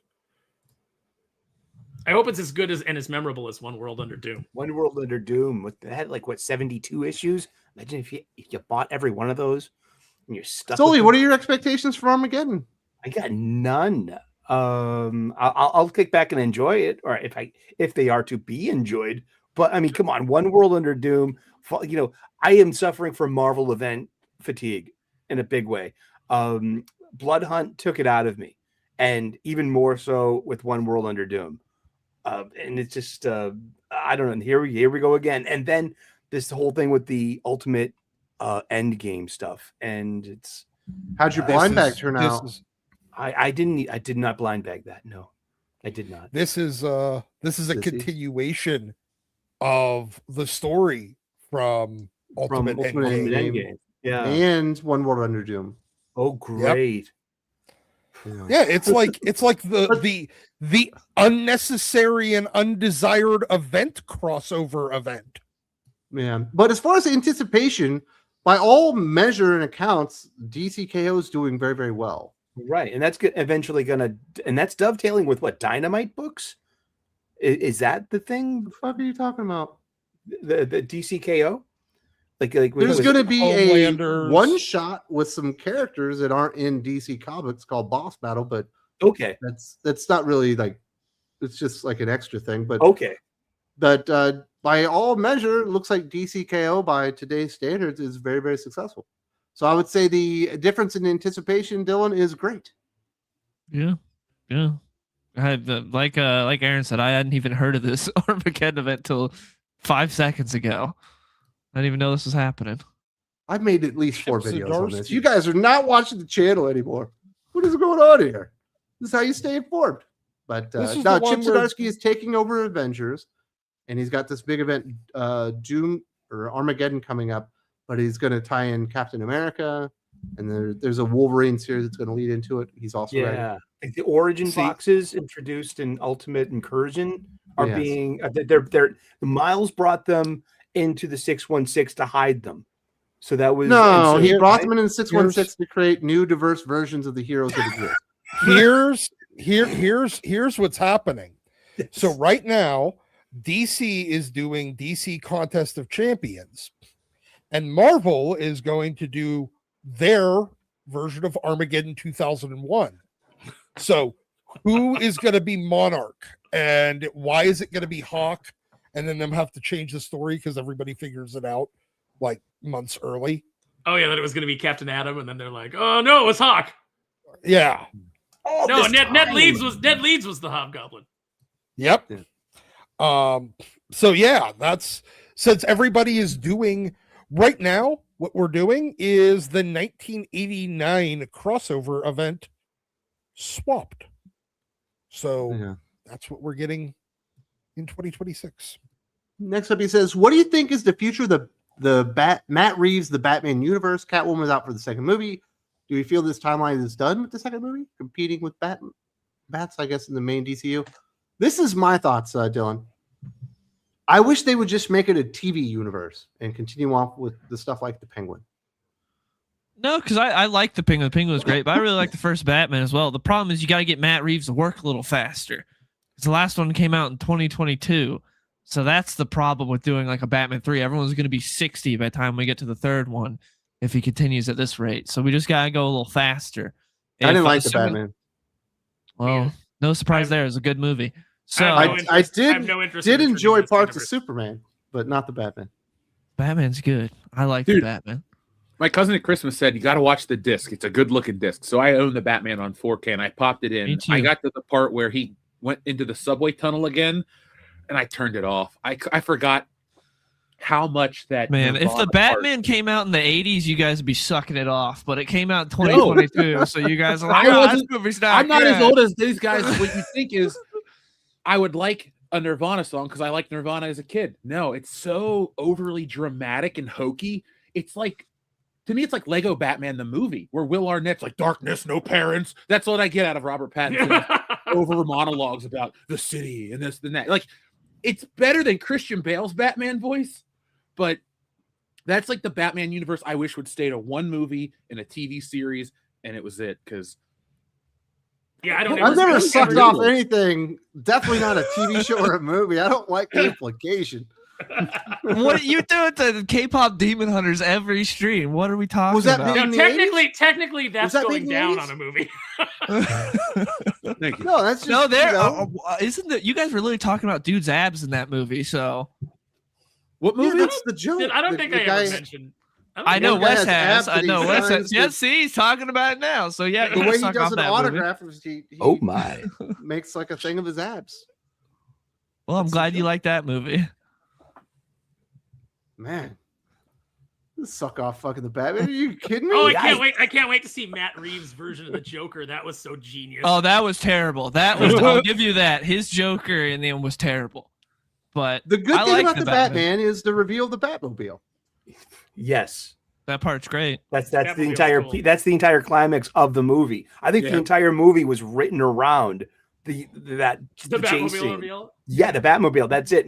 Oh gosh, we have Act 3 to worry about. Oh That's my where I don't God. like the movie more is when he's like, I don't know, man. Something bothered me about Batman just taking an adrenaline shot to the leg and like getting up and fighting and all that. It kind of took me out of the. Batman's not real, and the more they make Batman real, the less I like him. It's setting up Venom. See, he's already using the drugs. He's just been shot. AL said I was glazing. Glazing. Was that better? I have no idea what these not young really people are better. talking It's about. the same thing. Is he high? It's the same thing? It's the same Aw, thing. Yeah. I thought AL was on my side. I don't believe No, I don't think she's accusing you of glazing. I think she's saying that our terminology is. my suspension of disbelief got broken when I can speak better Spanish than the goddamn Batman. You know, The opening. I like when he stuck his face in the ¿Dónde bomb. está ustedes? You know, it was like that bomb was a penis snake in Prometheus, and he was like, I just can't wait to stick my face in this. Oh, it's got a timer. It's gonna go off. Boom. ¿Dónde está biblioteca? ¿Cuánto cuesta para Little- dos there's cervezas frías? See, right now in the comics, we're getting Big Dumb Batman, and that movie was Little Dumb Batman. I did like Catwoman a lot in the Batman movie, though. She's pretty sexy. Yeah, she's good. I wasn't convinced that she was gay though. Her nails were way too long. Come on. No fisting there. Man, this is why when people say, "Why do you keep Sully around?" I'm like, for moments like this. It might be like an eclipse, but when it happens, it's mesmerizing. Have we already had the best comment for the year? Like in January, have we already peaked with Sully's comment? Was Catwoman supposed to be a nailed it. lesbian in that movie? I thought she was supposed to be into Batman. I don't think she's supposed to be. Callum says you didn't mention Predator Killers of Killers. I said is that their cartoon? animated. Yeah. Aaron said cartoon Predator, so I thought he was talking about like some '90s Predator cartoon that I didn't know about. No, because that would have this was been a banger. this is another Hulu Predator. I probably would have slurped it off if it was a '90s Predator cartoon. Yeah, No that doubt was the about best it. thing ever. You would have Or glazed. glazed it, I guess is what it's called now. Jesus. Was Predator Killer of Killers good? I didn't see it. I haven't seen it either because it was Hulu only. It's in the K-pop Demon Hunter style animation that Spider-Man Across the Spider-Verse. It's that style animation though. So it looks Yeah, good. the animation, it looks good. It's just the story is Dan Trachtenberg. Then he says Peter Cullen made the Predator noises. Yeah. Yeah, he said that he got the idea for the noise when he harkened back to when he was a kid at the beach, and there was a horseshoe crab that was turned upside down on the beach dying, and it was making that clicking noise. And so when he went in, he was like, what if I do something like this? And they were like, oh my God. Very cool. Web Slinger, Jonathan Kitt and James Gunn Superman kind of looks like an older Aaron Sparrow. Dylan and Aaron can probably recreate the farm scene too. Oh, that's not nice. Oh, Sparrow, don't Listen. believe that stuff. You know what? Aaron Okay, would I'll- never, in his own words, portray a retarded Midwestern person. That's right. Yeah, he would never lower himself. I talk way too fast to be that version of John Kent. I talk too fast and think too fast. Yeah. That's funny. So he's saying Dylan could be Clark Kent? No way. Dylan ain't even got the hair curl. Or is he saying Dylan's Ma Kent? Like, what is he saying here? no, he could. No, he's saying Dylan's got the guns to be Superman. Yeah, that's true. Dylan Sweat put in the work. Dylan's, you know. I wouldn't he's know big- because he was in that costume that didn't show off any muscle definition whatsoever. Well, But it was there. You just had to believe. That's right. I think that they probably should have cast a different Pa Kent, but I did like the speech. Speech was I good. could see myself telling Dylan, "Come cop a squat next to your old man. Let me give you some life lessons here." And then he tells you you've been glazing the cat or something. And you're like, how am I supposed to fucking Glazing the respond to this? cat. What is What? I don't know. Are Said you like trying the to, cat. As long as you're invent your slipping own- it off. Is he trying? What? What are we talking about? I don't Talking know. about sucking happened? off- I don't. No, it's metaphorical, Doc. We're never Oh, man. physically doing I'm- anything. I feel sorry for Wes. Wes's sons that get these speeches from him. Son, don't be glazing the cat. Pretty sure that's a crime in a lot of states. We need to do the meme with Wes going, "Hello, fellow kids." I never pretend to be cool. I don't want people to yeah, I'm fine being old. I'm good with it. But I don't know. What do you think, Hicks? Can Dylan and Aaron pull this scene off? Absolutely. Yeah. I'll help in any way I can. Raid X7. The best thing about the Batman is that for the first time since the 60s Batman TV series and film, we got more Batman on screen than Bruce Wayne. There is almost no Bruce Wayne whatsoever after the first scene, right? Yeah, we get the funeral, and that's like it. Yeah. That's like the only other part. I did like that we got like actual detective Batman. That's only one scene when he gets the thumb know. drive, right? And Yeah, when he the doesn't guy- when the understand guy happens Spanish. to- No, when he's the trying guy- to figure out the whole movie. when the Oh, guy you're happens right. to There are mention the like thing. 3 cards. Like With- throughout the whole with movie, he's trying to riddles. figure a thing out. We did get Detective Batman. But doesn't everybody make that criticism? But then you can go back every generation and you can show Detective Batman. Like you can go back and show Christian Bale using the physics to rebuild the bullet from the wall and do all that. Or then you can Yeah, show but the Michael computer Keaton. did it for Yeah, him. the computer did everything for him. He wasn't really. Okay, fine. But I'm just But saying, like every AI, generation. he had to punch in the prompts. Yeah, Batman 89, he did figure out all the chemicals that would turn you into a Joker face. yeah. And warn the public. That was very Batman. And then he actually made a CD. Although you didn't see him do scratch. the work. He made a CD scratch. That was the most amazing talent of the Batman. And I think he made don't like Alfred Batman do the work Returns. for him, didn't he? In Batman 89? No, he did. He was doing it. Yeah, no, he just said, Alfred, get me he's like, get me my coat, we're going shopping. Yeah. But he didn't say like, Alfred, what makeup should we buy, Alfred? You know this stuff, Alfred. But you only get Batman in the Batman for the most part. But I guess that was a good thing. Yeah, it's 'cause great emo detective work. where Bruce at the Wayne is end not he- my thing. That is No. one thing I will say about that movie. I didn't care for his Bruce Wayne. I didn't like it. Yeah. He acts the exact same as Batman when he's Bruce Wayne. He does a terrible job at hiding it. He's there like sulking and staring at everyone. It's like you'd immediately guess that guy's Batman. I like that the only reason that he figured that Batman, the world's greatest detective, figures out who the Riddler is because some guy says one thing at the right time, like happens in every movie. Oh, my cousin's a carpenter. Wait a minute. Carpet? Yeah. Bomber. No? Could have been. Carpet bomber. Matching the drapes. That would be hilarious. Like he's gonna carpet bomb Gotham, and he comes to the wrong conclusion. That'd be big dumb Batman. He's gonna carpet bomb Gotham. Catwoman's This carbonara is a bomb. Get out of the restaurant. slaps the cop's lunch out of his hands. I want this Batman again. That's big dumb Batman. We got to get some absolute Batman with the dude from Reacher, right? It's got to happen. Yes.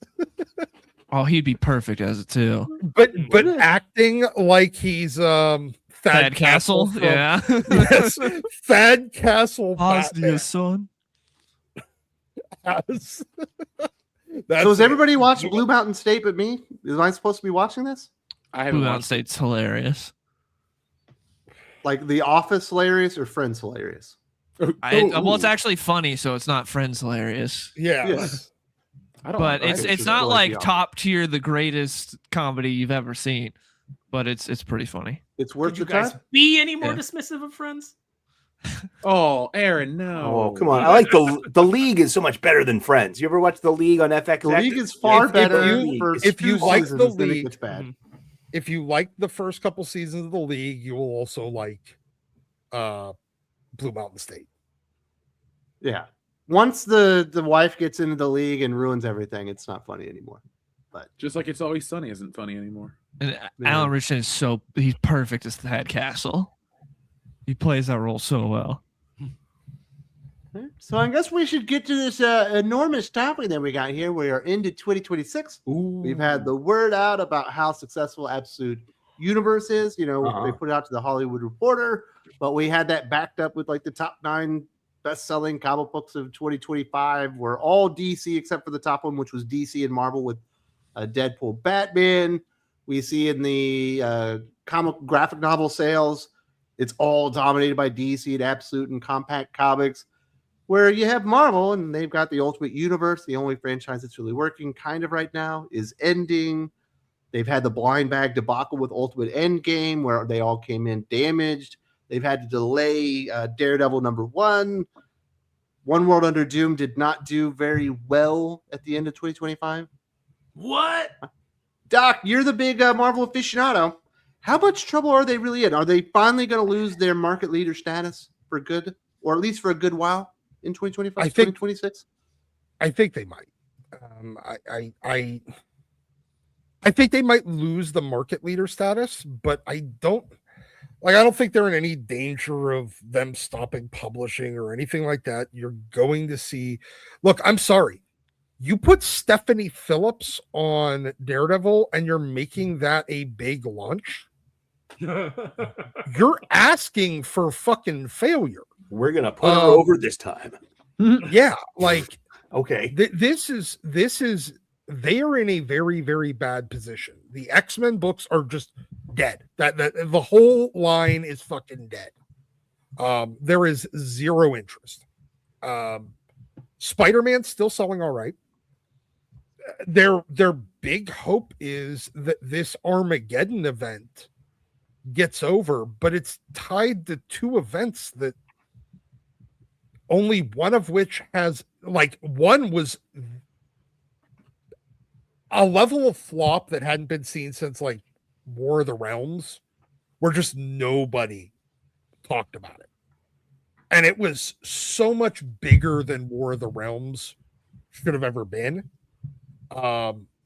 Doom taking over the world should have been the biggest thing in comics this year. And you let Ryan North write it. yeah, Yeah. it didn't even crack the top 20 of like things that people talked about throughout 2025 in comics. It barely even got above a whisper. Nobody talked about it. Nobody read it. Nobody talked about it. No, there was no hype behind it. So your next big event is going to tie into that. Now, Ultimate Endgame, for whatever weird reason, Dennis Camp has this like small and vocal fan base. Yeah. It's mostly like the Reddit crowd, like the Reddit comics crowd. They're big on that Bluesky. seems to- And maybe you're right, but like every time I walk into my local comic shop, there are big stacks of the Ultimates still just sitting on the shelf. So I don't know if that book actually has any sales. My shop had 13. I counted. They had 14 blind bags of Ultimate Endgame #1 unsold. I do that sometimes. I just like to peek at like, oh, look at all of those comics that didn't sell last week. Oh, Yeah. shit. You know. So but for whatever reason, Ultimate Endgame at least seems to have some appeal. Whether or not the gimmickry and all that other stuff is getting over, that's kind of more secondary and tertiary. Like the story itself in Ultimate Endgame, some people are kind of interested in it. So Marvel's really betting big that this Armageddon thing that has no real wave of support propelling it. It doesn't have a lot of people talking about it. It doesn't have anybody really excited for it. It's just kind of, they're trying to astroturf interest in it. Kind of the same way that they did with the fucking Blood Hunt. Was that it? Was that the vampire one? Yeah. Yeah, like they kind of tried to just kind of astroturf interest into it. It also didn't really work. They wouldn't. I mean, Blood Hunt. They started the Red Band thing in order to generate. So they were kind of combining a marketing gimmick with a storyline in order to artificially hype, Blood Hunt. But like they already did the blind bag thing. Unless they're coming up with a new sales gimmick. Like they need to they're going to try to sell this just on story. And it's a story that's tied to two stories that nobody really gives a shit about. Well, one that nobody gave a shit about, and one that a couple of people maybe kind of give a little bit of a shit about, but is also just kind of ending the Ultimate Universe that kind of went over like in the end, like a fart in church. So I think DC is in a position where they can absolutely take advantage of it. All they have to do is, again, not shoot themselves square in the dick. It's very hard for DC to not do. It really is. Like, I don't understand it. Like, all they have to do is not fuck something up. Like, okay, they were doing that whole like Dawn of the DCU thing, and then like 2 issues in, we're gonna interrupt everything for like people were hyped for that, like Dawn of the DCU, and then 2 issues in, we're gonna stop everything to do a line-wide event. The Night Terrors thing, yeah, and like undermine all of our momentum. DC has a very, very long history of doing this. Just when they have the opportunity to just stay the course, stay doing exactly what you're doing right now. Don't try to make a big splash. Just do what you're doing right now. And they decide like, we're going to try to sprint at it.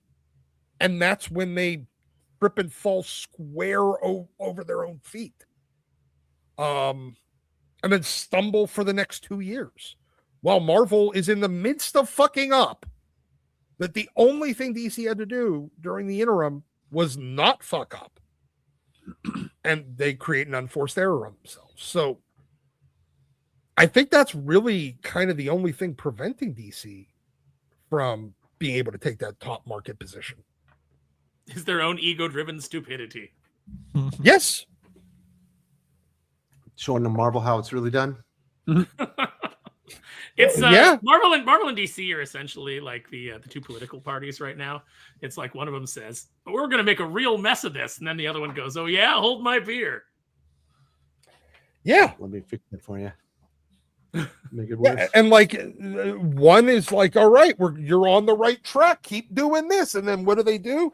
You're like, "All right, I'm going to give you power. I'm going to give you money. I'm going to give you everything. Just keep doing what you're doing. Hey, let's do something different now." Mm-hmm. No, I supported you because you were doing the thing that I wanted you to do. Don't stop doing that. Which is exactly what DC does every time. They stop doing the thing that everybody likes. No, they're still doing the Absolute Marvel Universe. thing. It's dominating. The compact comics are dominating. They're doing a lot of smart things right now. We'll see if the entire reboot of their line ends up being successful, but they can get some good books out of there. it could be very helpful. What do you think, Dylan? Is this the year of DC, dude? If they can get some of that if they can get some of that readership over to their mainline books and get some of these new books actually to have a reader base, then yeah, I think they can do it. I'm excited because I think some of these books will be good. The problem is, can you get the readers there? Because DC's been, for the past year, they've had some really good mainline books. The problem is not everyone's reading those good books because people are reading Absolute. So if they can do that, then I'm excited to see what DC does, but I don't know. I think they need to identify like the 2 or 3 books that they think that should be the standouts and start promoting them like Scott Snyder did for Absolute Batman. Definitely. Get the word out and make it feel like a big deal. Be like, this is the Deathstroke you've been waiting 40 years for. Yeah, because they got a little bit of that with the Dark Side Legion arc with Superman. Like you saw some of those issues went to like a 3rd printing and it sold way better than the rest of Williamson's run because like people were excited for that and they were promoting that and be like, this is sort of tying in Absolute. So if you can kind of do something like that with these other books and be like, hey, this is important. This is some of our best stuff. You should check it out. And maybe they can get some of that bleed over in readership. Yeah. Maybe get Scott Snyder do a little crossover, a little thing with him. Yeah. I think it'd be good. But I think it would have been smart to put Snyder at least on one of the books.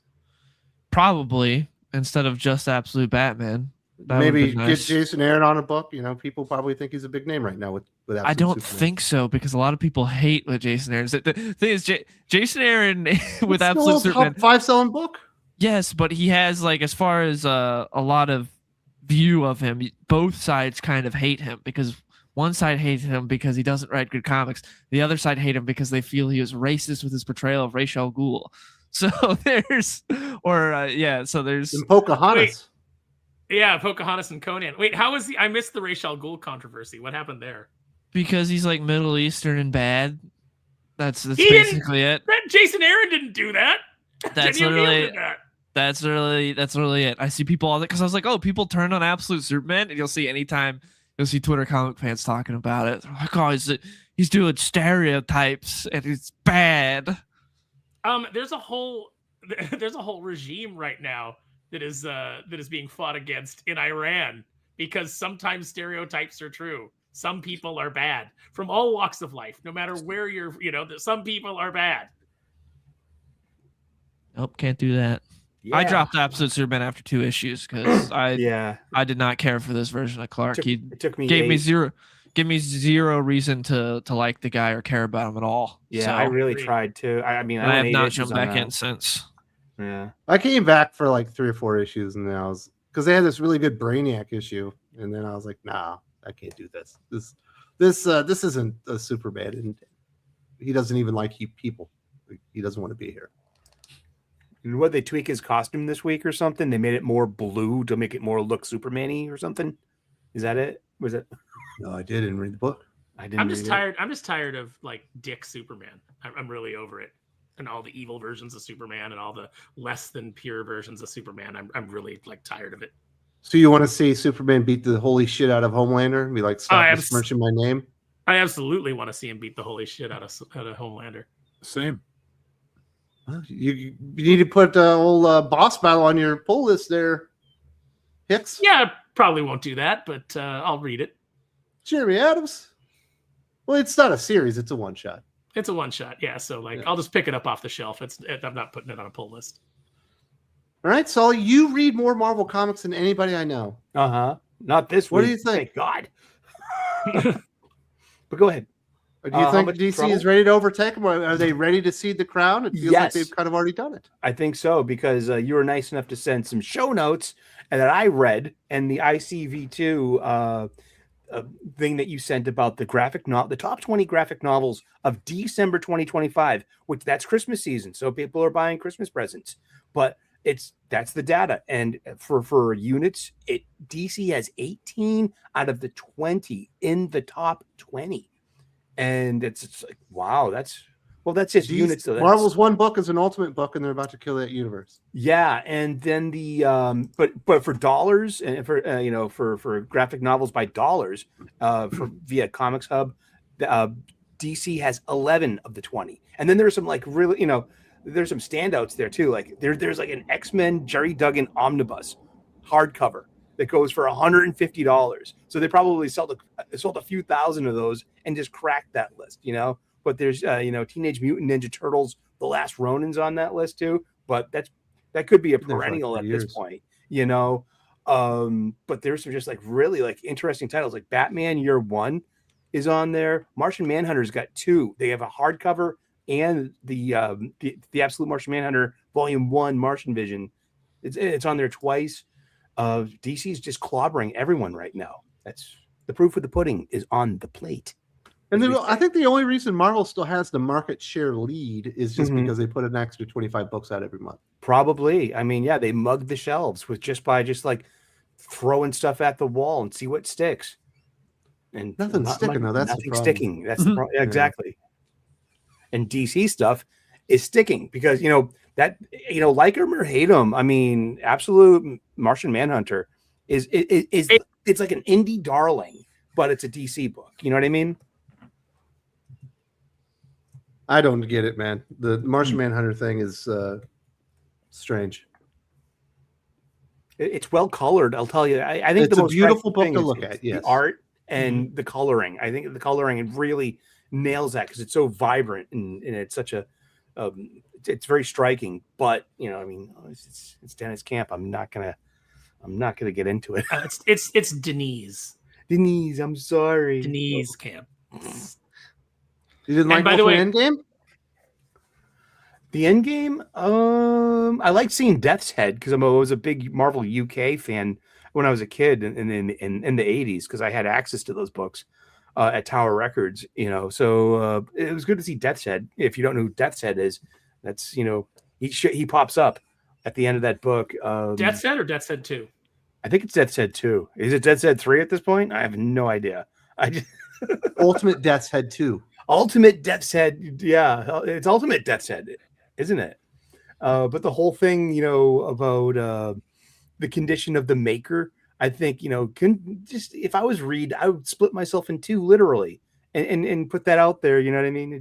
I bet you the makers. You wouldn't turn yourself into a tree. Yeah, no shit. I mean, I would split myself and give it an aspect of myself to support the city, sure. But I mean, I think makers out there, lurking in the shadows, and he's going to have a big bwahaha, moment for everyone. So, yeah, I believe it was Death's Head, regular Death's Head, not Death's Head 2. Okay. It's Death's Head 22, Sully. What are you doing here, Doc? Is it Death's Head 2 or 22? No, it's 2. It would be Death's Head or Death's Head 2, but this one would have been Death's Head, Ultimate Death's Head 1. Glad it's all settled. What do you think, Doc? Is what could save Marvel? Do they even have any creators right now? I don't think they have the creators. They don't have the horses right now. Do you think Joshua could be the change? Yes, I think he could be, but I don't think they're going to give him free reign. I think they're going to end up cutting his knees off. That's just a gut feeling. If he starts doing something right, they're going to end up building it into an event and saddling him with a lot of bullshit. He's bad at that's going to end up undermining whatever story he's actually trying to tell. Kind of the same way as Kate's on Venom. Yeah, but King of Black was widely successful. I understand that, but I think it also really hurt Venom. Absolute Carnage hurt Venom. The Venom title. But then you're also gonna, or even like Hickman, House and Powers, and then he knew he had a direction that he wanted to go, and he knew that they were going to make him have all these people, so he picked his people. He's just a terrible evaluator of talent. What about if they do Ultimate Universe 3.0? They start announcing it Right before summer, they launch it maybe in August or whatever. Brian Michael Bendis at the head of the line as the main attraction. All the successes he had on Ultimate Universe 1.0. Maybe that could change the tide. No, I think Brian Bendis needs to rebuild his reputation before anybody's going to jump on it. Honestly, I think for right. I think maybe they do Avengers. Maybe they put him on. No, he's doing Avengers 800. He's doing a story, and then Zdarsky's taking over. Yeah, but my point is maybe that story kind of gives him some credibility back. I don't know, but right now nobody's going to buy Ultimate version 3.0 for Bendis as the lead. That's not a selling point right now. Maybe not right now. I don't know, Spare. It feels like the inevitable is going to happen once again. What Marvel needs is Robert Kirkman. Yeah, but Robert Kirkman is too busy being successful in his own right. Just like DC could use Jeff Johns, but he's busy doing his own thing. You chased off all of the talent, and you're left with your Dennis Camps and your Ryan Norths and your guys that are maybe occasionally they write something that makes people go, oh, but aside from that, you don't really have anybody who's like a strong creator anymore, and you don't have the editorial pool to work with and build up the next generation of creators. And the generational pool of creators is really poor because now you've just got a bunch of people who they believe that writing is just their online slacktivism. How can I make my Blue Sky account my comic book, as opposed to having any kind of life experience that they can draw on to tell compelling stories or to write compelling characters? When you can move the dialogue balloons around and it doesn't matter, you got a real problem as a writer. So, and there's nobody teaching them how to avoid that and how to do something, how to elevate their craft. So I predict by the time 2026 is over, DC will be comfortably in the lead, because I just don't think Marvel's got anything going on. Mm-hmm. Marvel has no leadership. Well, they do not. Calb says there's one good thing about the Predator, Olivia Munn. I forgot about her even existing. She was Psylocke, dude. I know, she looked good in that costume too. Is that the one redeeming factor about the Predator? Because I don't think I remembered that. That's the one redeeming part of X-Men Apocalypse. Yeah, because that was trash. X-Men Apocalypse was terrible, wasn't it? Yeah. Oh man, I love when Apocalypse just uses that sand power to decapitate those people and then never uses that power again. I love when he's just Ivan Ooze. I will say one thing about X-Men Apocalypse. I do believe that if you had an ancient being with with great power that suddenly came into the present day and scanned the internet, his logical conclusion would be, I have to destroy everything. And Sparrow, your favorite version of Olivia Munn's not even in a movie. It's on that stupid web show. G4? Yeah, Attack of the Show, man. That's my favorite version of Olivia Munn. Oh, man. Same here. That was a good show. Back when she was dressed as Slave Leia at San Diego Comic-Con, and they were trying to really sexy it up, and she was ruining everybody's good time by going oh, I'm so gassy right now.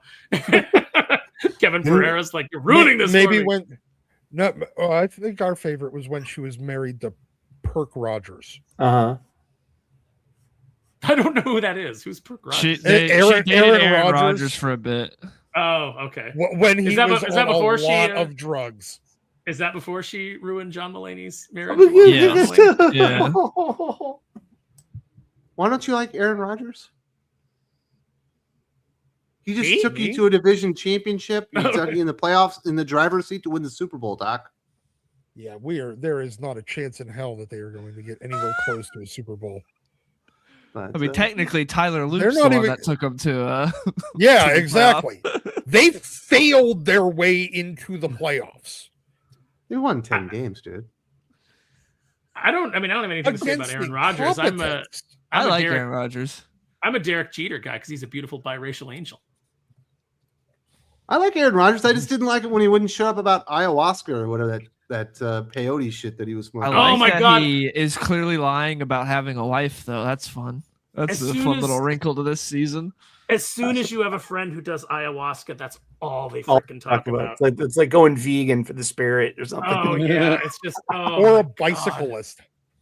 Oh, Aaron Rodgers said the funniest thing about dating Shailene Woodley, her name. He was like, "Yeah, she would get depressed and say, let's go help out at the horse rescue,' and I'd be shoveling horse shit for all day." Man, like I got no regrets leaving her.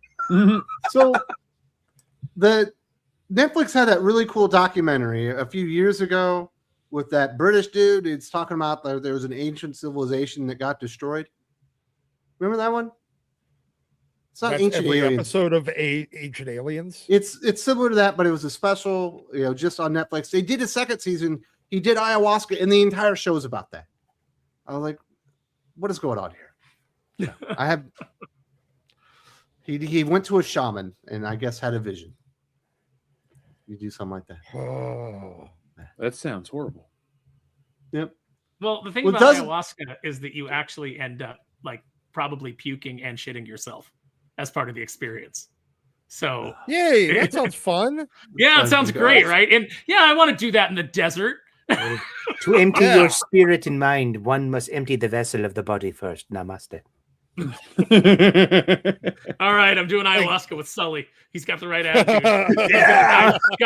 Guide me on this journey, Sully. Remember, I'm this the is one- why we don't fucking do drugs anymore. I saw Spider-Man, Raimi Spider-Man 3 on mushrooms, and I had the best effing time. Let me tell you. That's why you still defend that movie to this day, is because you had an entirely Okay, different you were I on had a great mushrooms. experience. That makes sense then. experience. So the Netflix show is Ancient Apocalypse, and there's a second episode or second season, Ancient Apocalypse in the Americas or something. And he totally ruined it just talking about getting high the whole time. But we shall talk about some Star Wars. Kathleen Kennedy appears to positively be out. Dave Filoni is coming in. What's actually going to change with this bad boy, Hicks? I know you're the big Star Wars commentator guy. You've been waiting for this for, what, a decade at this point? See, I just want to add a correction. I don't care. Like, everybody makes up the rumors about Kathleen Kennedy and thinks we're all counting down. WCBS has always made fun of the fake rumors. I still got to wait and see. But to answer your question, what fixes it? What gets changed? If he inherits it as is. This isn't like the end of the movie where you flip a switch and everything's fixed.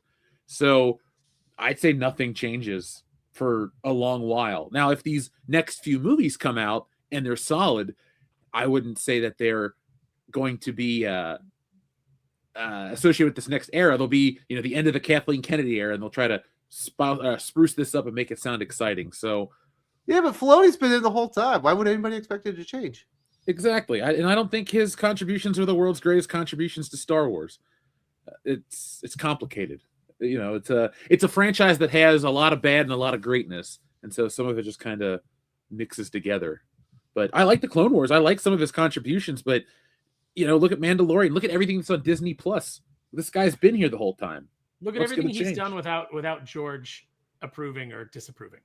It's like you need that stamp. I don't think that George was necessarily the person to be directing his own movies, but he had a great creative mind, and he was good at saying, like, don't do this, do that. He shouldn't be directing actors. He shouldn't be writing dialogue. But as an idea guy, he could recognize what was a good idea and what was a poor idea.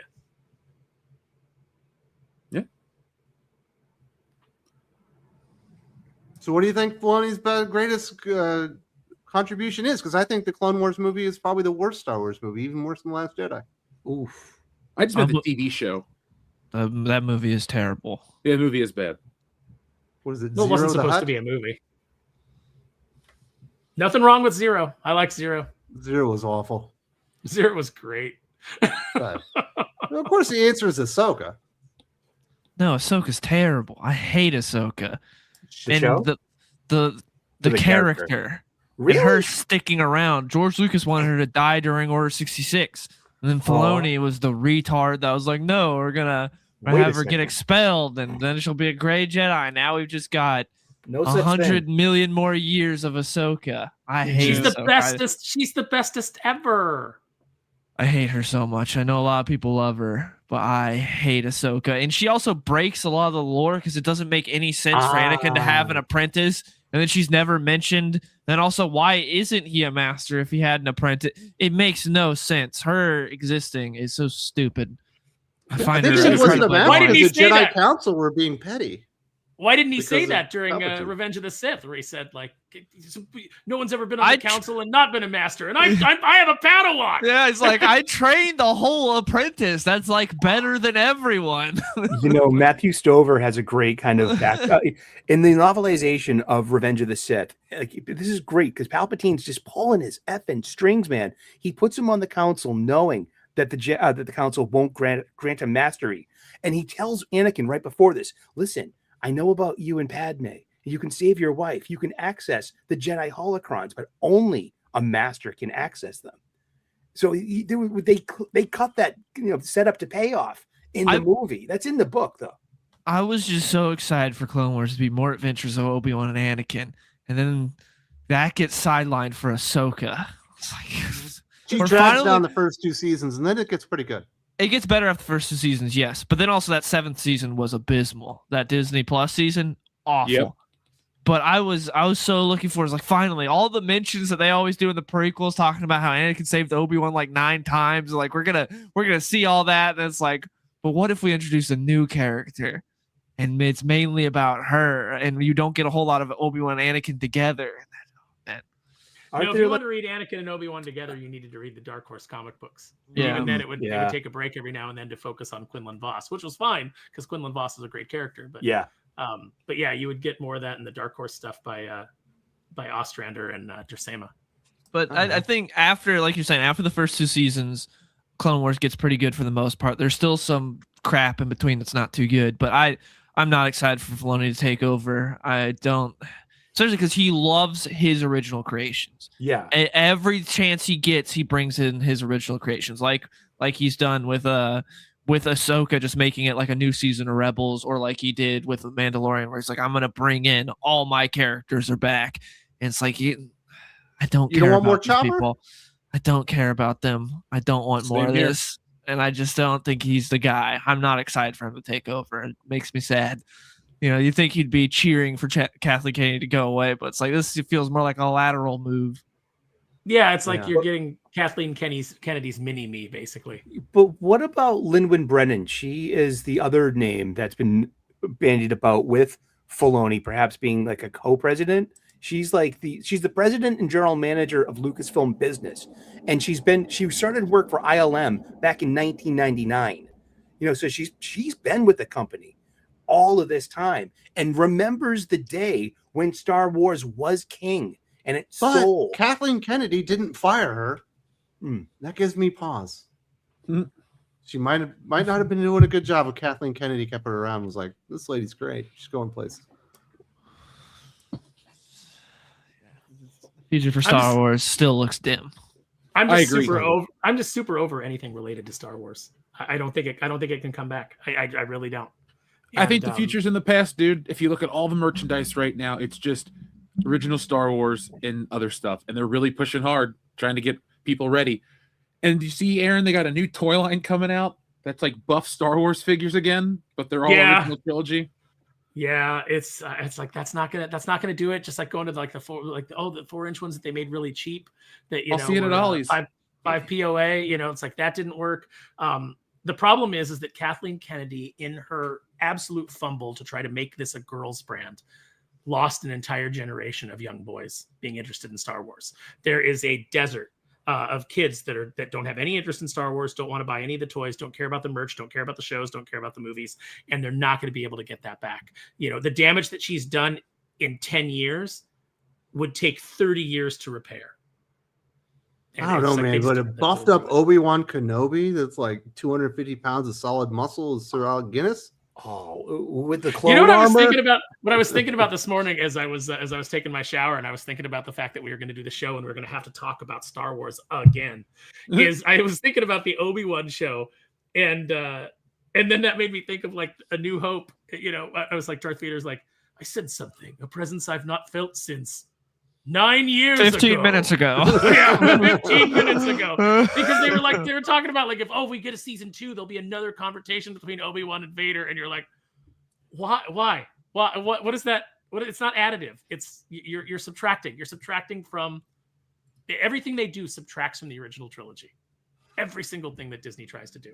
The cool idea about an Obi-Wan Kenobi show is that he's going to intervene and he's going to have to help, but he can't let the Empire, anyone know that he's there. So he has to still protect his anonymity. So, the Empire, Darth Vader aren't aware of him, that he's, watching over Luke, and they kind of threw that part out. He's got to be a shadow. He's got to be like in the darkness. It's got to be a stealth mission, man.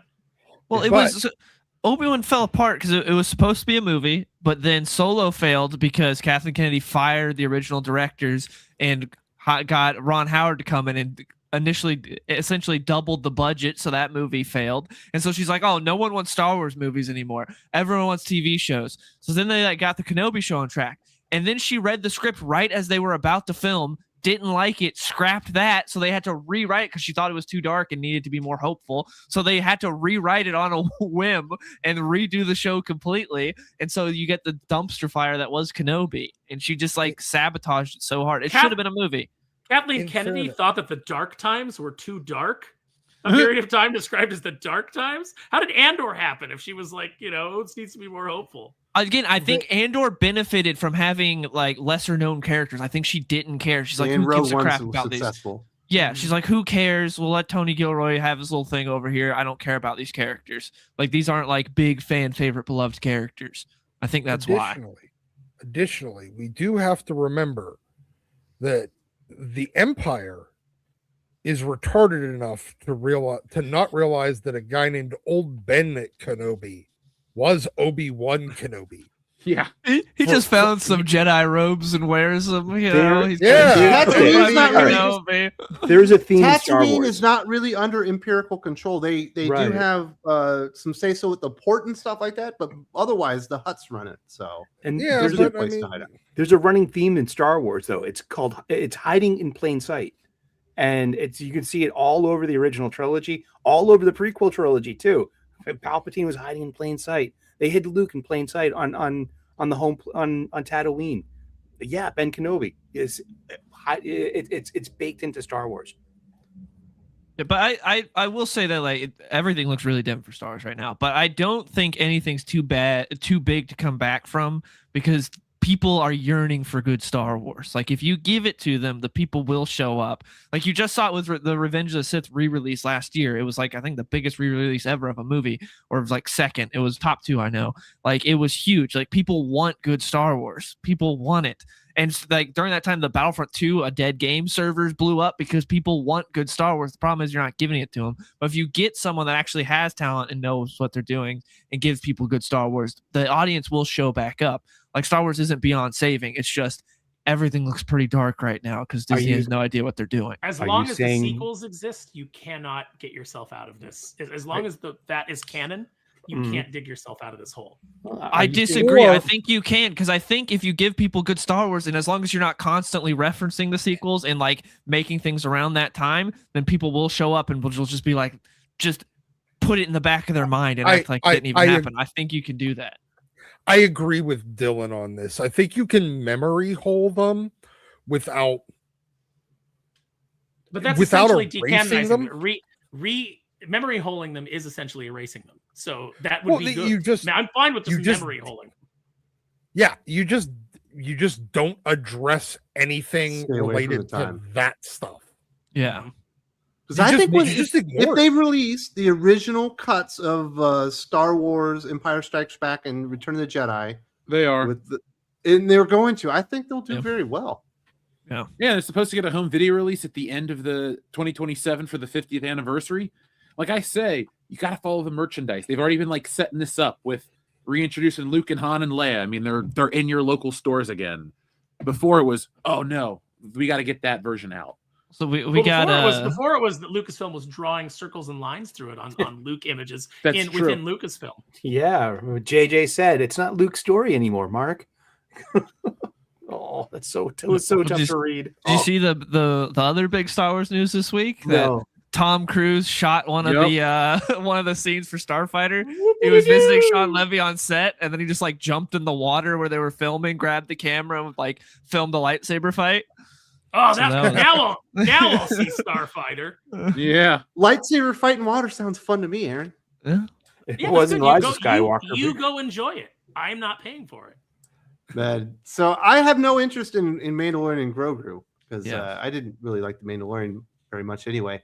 But I think the Starfighter's got the potential, man. You get the Goss in there. It could be good. Starfighter. Yeah, remember how Goss led the Fall Guy to such financial success? Is that a bad movie? Fall Guy was not fun. a bad movie. No, it's great. It's a great movie. I love it. But what I'm saying is, just putting Ryan Gosling in a Star Wars film does not save Star Wars. Does not put butts. No, I'm saying, but it could be a good film. It'll be a good performance by Ryan Gosling, I'm sure. I don't know. I'm kind of feeling. Regardless, Starfighter, right? As long as Rey doesn't show up to save the day in the end, it will end up on Dockbuster Video. It's fine. So you think that's what's going to happen? Hicks? I don't believe Lucasfilm can help themselves. It's like sprinkle a little bit of hope. You're going to show in and like Mark Hamill in the second season of Mandalorian? Yeah, something like that. And then it's like the next season is crap. Or your Obi-Wan show. You're like, oh, we're bringing back Ewan McGregor, the best part of the prequels, and a damn good Obi-Wan. You could argue he's the best one. And then it's that show. And you're just like, wow, Bait and switch. It's a Reva show. Aaron, so you and I are out in the same area. Did it not look like they just went up in the hills in LA to shoot their lightsaber duel in front of the oil thing? Like, yeah, it looked like it was Santa shot Clarita. in Marino. It looked like it was shot in Santa Clarita or Merino Valley. Like even like, you know, they just went out to like the most generic desert area. And I'm like, oh, I bet I could find that. But that's just. And I know that doesn't seem like a lot to some people, but that's the kind of stuff that bothers me because it's like, this is Star Wars and you can't even put in the effort to build the world. You just go 30 miles from the studio and say, all right, we're going to shoot it with close enough. When the 10-year-old little girl is calling out the show for doing dumb stuff, like having her hiding under a coat and her being like, that's ridiculous. You know, you've got a real problem. And we thought Deborah Chow was going to do a good job. You know, we thought that like, because she directed a couple episodes of The Mandalorian that were competent, we were like, oh, maybe it's in good hands.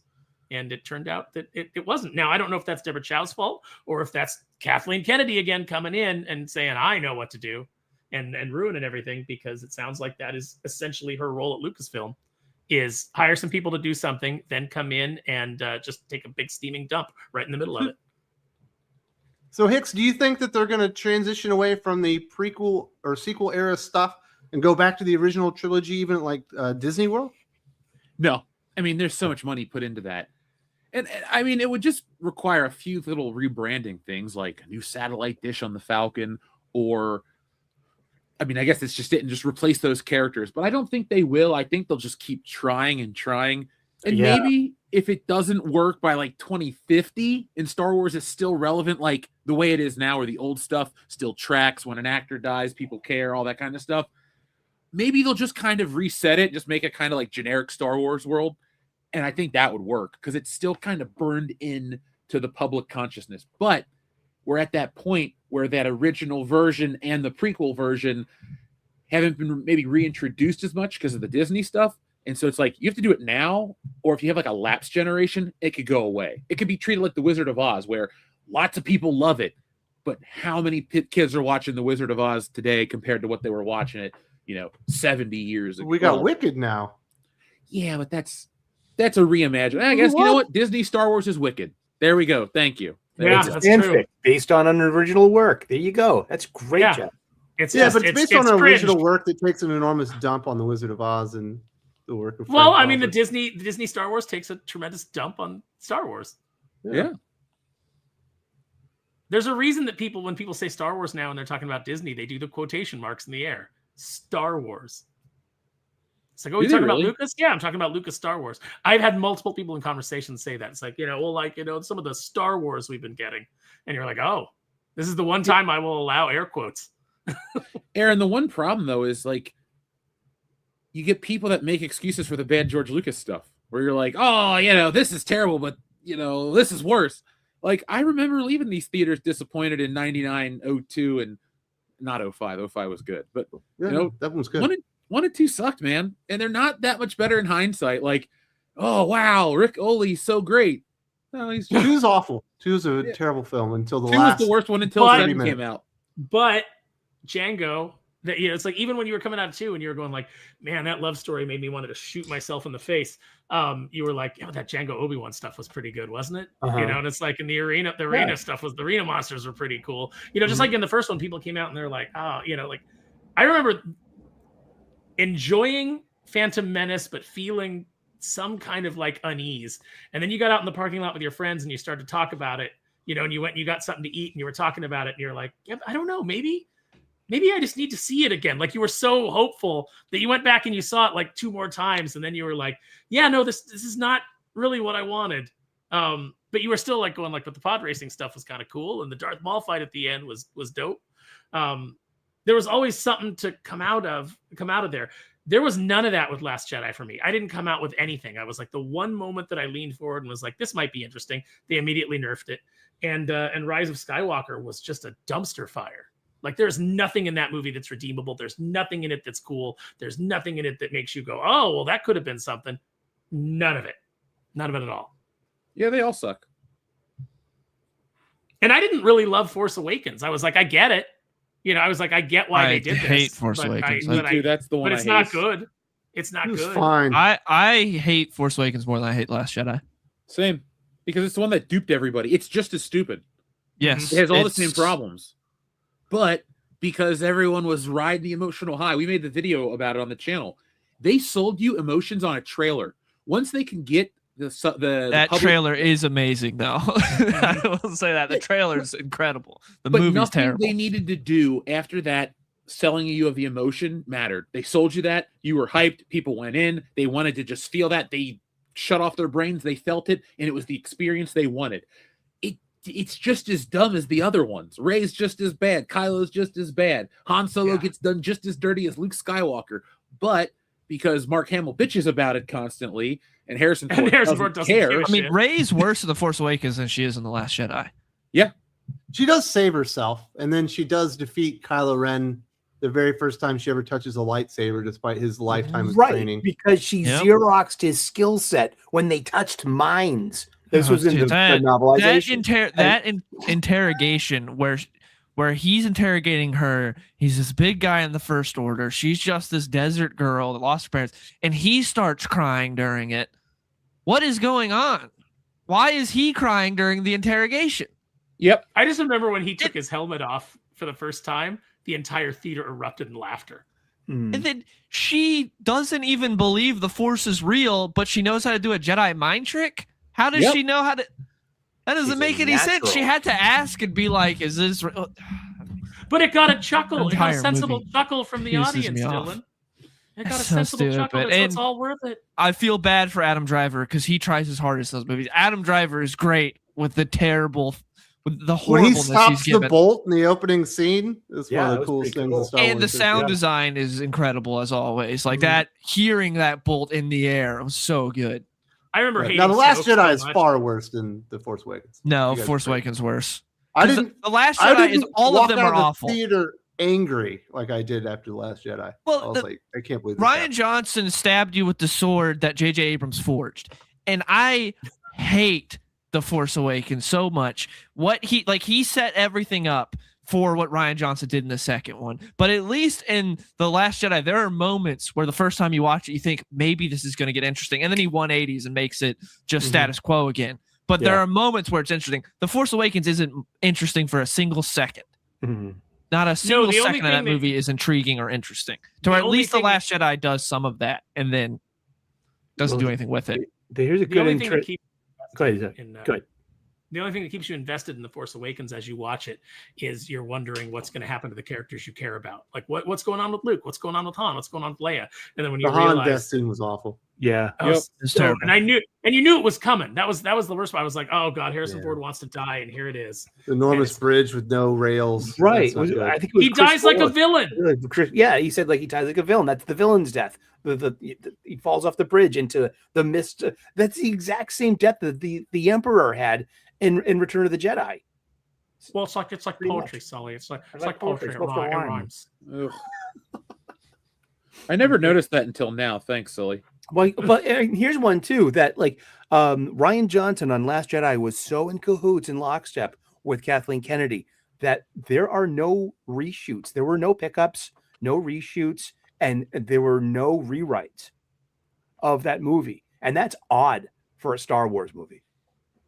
I'll Really? tell you how he got the job. Because I'm sure every director that went in there, this is what I think had to have happened. Every director that went in there went and pitched a logical follow-up to what J.J. Abrams had done. We'll do this, we'll do this, we'll do this. And Ray I think was Ryan the Johnson, #1 student for Luke at the Jedi Academy. That's why she has all these skills. She just doesn't even know that she has. something like that. And then Ryan Johnson came in and was like, we're just going to do it. We're going to throw out everything and just be unexpected. We're going to subvert expectations. And then she was just mesmerized by that. She's like, oh, you're a genius. Because when you're very stupid, like Kathleen Kennedy is, someone can come in with a dumb idea, but just an idea that you didn't have or something you didn't think of, and you'll think it's genius. It's how Absolute Martian Manhunter gets by. You got a point there. So, I still have hope. I'm not black pilled on Star Wars. Hicks, you black pilled? Not on the original stuff. When it comes out, the re-release, I'll be there day one. I'll buy the discs. This is new. I like the old stuff still, but I'm not going to jump in and watch this new crap. If I review it for YouTube, that's one thing. I'll review it for YouTube, and if it's good, I'll give an honest review. But if it's bad, I'll give an honest review. Very nice. Sparrow, I know you're black pilled. What kind of story can Starfighter tell that'll make me go, oh, I like Star Wars. I'm super invested in new stuff from Star Wars now. Ooh. There's not a single story that they can tell in that movie. And I don't have any faith in Sean Levy. And everybody's like, everybody's sucking him off. Everybody's glazing him, because they haven't realized that Deadpool Wolverine is trash. It's the opposite though. Everyone trash talks Sean Levy on Twitter. Everyone talks about how dumb they really he is. has it finally come around? No, that's not finally. It's been like this ever since like Free Guy. People are not big on Sean Levy. Oh, good. I'm so glad because I see people that are like, oh, Deadpool Wolverine is so good. I can't wait for Starfighter. Sean Levy got a Star Wars film. Let's hear for the people's Garfield's Bizarre Adventures.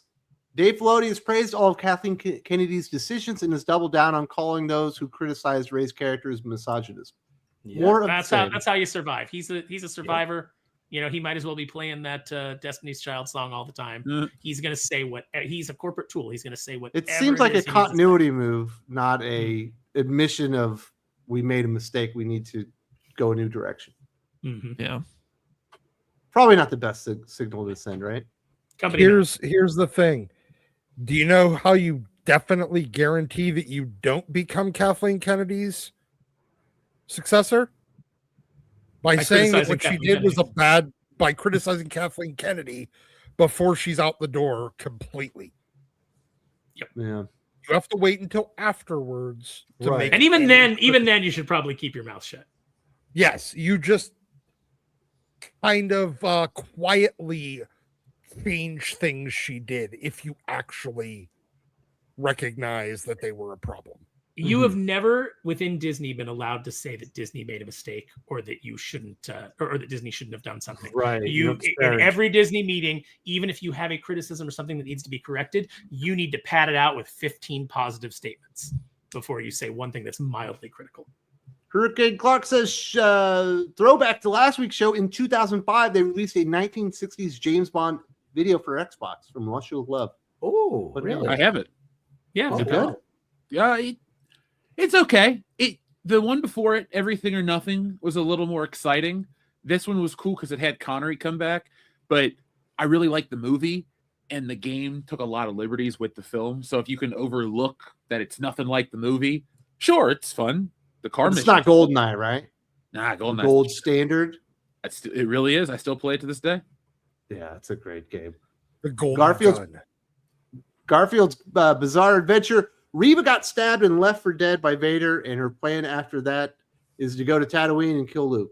Redemption What was arc. the purpose of that? Redemption arc. That's it. Yeah. I mean, just give her like, Oh, you have a new reason to live, Obi-Wan. You have opened my eyes. Trying to kill young Luke was a bad idea. He is the chosen one. She gets stabbed and left for dead by Vader twice. He should have finished the job. Yeah, and then the Inquisitor gets stabbed with a lightsaber too, and just shrugs it off. And she Well, if he was a good Inquisitor, he'd use it as a helicopter blade and fly off. Well, he can't with that giant head that he's got in live action. And she should have Lightsabers been don't mean anything anymore. And in theme with Star Wars, she should have been cybernetically enhanced, because you slowly lose bits of your humanity the more that you enjoy being part of this war. You know, it happened to Saw Gerrera. It happened to Anakin Skywalker. It happened to Luke Skywalker. You know, it just, that is part of the thing. But like, yes, you're fighting in a war, but there's a cost to that. And bits of that, and bits of your humanity is part of that. That's why Luke looked at his hand. And that's why it's such a moving moment, because he's like, what am I becoming? Becoming like my father. What if at the end of Obi-Wan, everything else stays the same, but at the end of Obi-Wan, after Reva tries to kill Luke, you know, she has her same like revelation about like, oh, you know, I'm going to turn away from this. What if Obi-Wan still kills her because she cannot be out there in the galaxy with the knowledge that Luke lives? It would never happen. What we got. The Cassian Andor moment, dude. Just start pulling people's heads off. And it shows you the kinds of sacrifice that Obi-Wan has to make, the kind of compromises Obi-Wan has to make for the greater good. It's and you know, you don't get the great speech like Stellan Skarsgård, you know, I burn my future for a sunrise I'll never see. You know, you don't get that kind of like dramatic thing, but it's thematically it's the same. It's like poetry. It rhymes. Isn't that almost like when Dana White said no, I'm not going to be suspended for beating up my wife. I have to live with this, and that's worse than anything.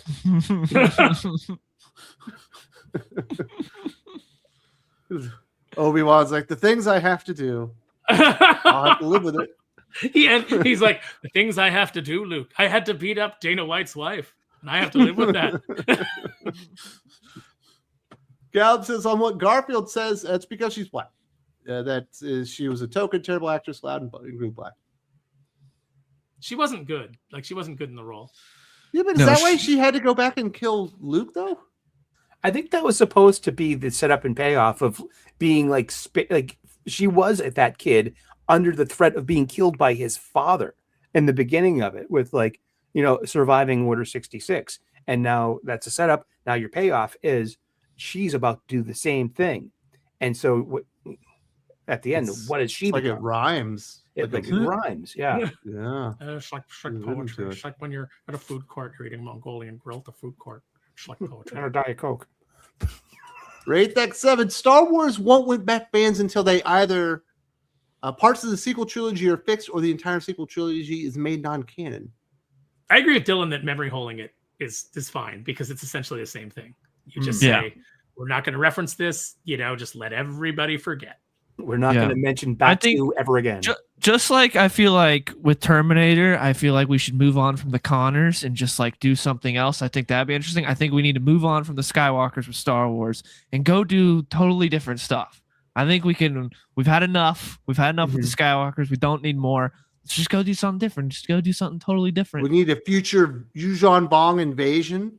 That would be cool. The Jedis have to come back. I mean, that's something that Dave Filoni can do and mess up, because that's all he does is steal from the expanded universe, you know, like rob from people that are better creatives than him, and then not bring them in to consult, so that, you know, characters like Grand Admiral Thrawn end up being colossal dumbasses played by a fat guy. You know, I'm thinking like a live action version of all the cutscenes from the Old Republic, like that Sith Empire with the gold lightsabers and the twins. You know what I mean? That was some really good Star Wars stories, and that people barely know about those. That's like the Jedi Survivor and Fallen Order games are really good, and these are in the Disney canon and have told really good stories, and they stay away from most of the stuff. They kind of have Vader kind of just shows up in those games like a WWE entrance. It's like, my God, Vader's here, and then he like just wrecks everyone, and that's cool, and that's how they use him. But for the most part, like, it's just in its own little realm of Star Wars, and they've done a really good job with that, and like it connects to the prequels, and I like what they've done there. But a lot of the Star Wars stuff. I would love to hear JR. My God, it's Vader! It's Vader! That's literally how he shows up. You can hear that, dude. Just take the real clip of him commentating over Vader and dub it in, Aaron. Put it on that's the true. channel as a That's button. true. Vader bomb. HH and the family over at Sigma Comics. Shout out to the Thinking Critical team from New York City. You can't agenda your way to a good story. Talent sells, trash doesn't. It's the same way at our level or on the big screen. Yeah, they tried to sell that and it didn't. Go figure. Yeah, you got to stay true to the characters. People can read or they feel inauthenticity. And that's probably, I think, Ryan Johnson probably authentically hates Star Wars more than J.J. Abrams. I think that's why the second one felt worse. And us, the fans, the real fans, Yeah, he definitely didn't like the fans. Yeah, If half the audience hates the movie, then I've done my job. Sure. And then his Yoda said, "Isn't failure the greatest teacher?" Yeah. Okay. That's the only quote I can think of. The same character says, "There is no try, there's only do." I love that. That's the indelible line. There, do or do not. There is no try. Yeah, that is fuck out of here. That is legendary. Garfield's Bizarre Adventure. So, was it ever explained why there was a bunch of pickled Snokes at Palpatine's base? Yeah, they were puppets. Yeah, right. It was basically we needed the line to work. That I've been every voice inside your head. Rah, yes, and he was a puppet. It was basically a force puppet for Palpatine. So Snoke, in a way, was Palpatine the entire time. And we're supposed to somehow be invested in Kylo Ren by going like, "Oh, you've been lying to me this whole time." Oh, cool. And there was a Marvel comic. Yeah, the Rise of Kylo Ren. That's incredible. I like when they revealed that Ren means lightsaber. Oh my god! Knights of the lightsaber, so that Kylo's name is Kylo Lightsaber. And in the end of it all, the Knights of Ren were the Disney Star Wars version of the Sons of Anarchy. They were just an intergalactic biker gang. No, but they told you they were cool. Remember, those stormtroopers said they were cool, so you were supposed to go, "These guys are cool." Oh wow! Yeah, I was looking forward to the Knights of Ren. It never paid off.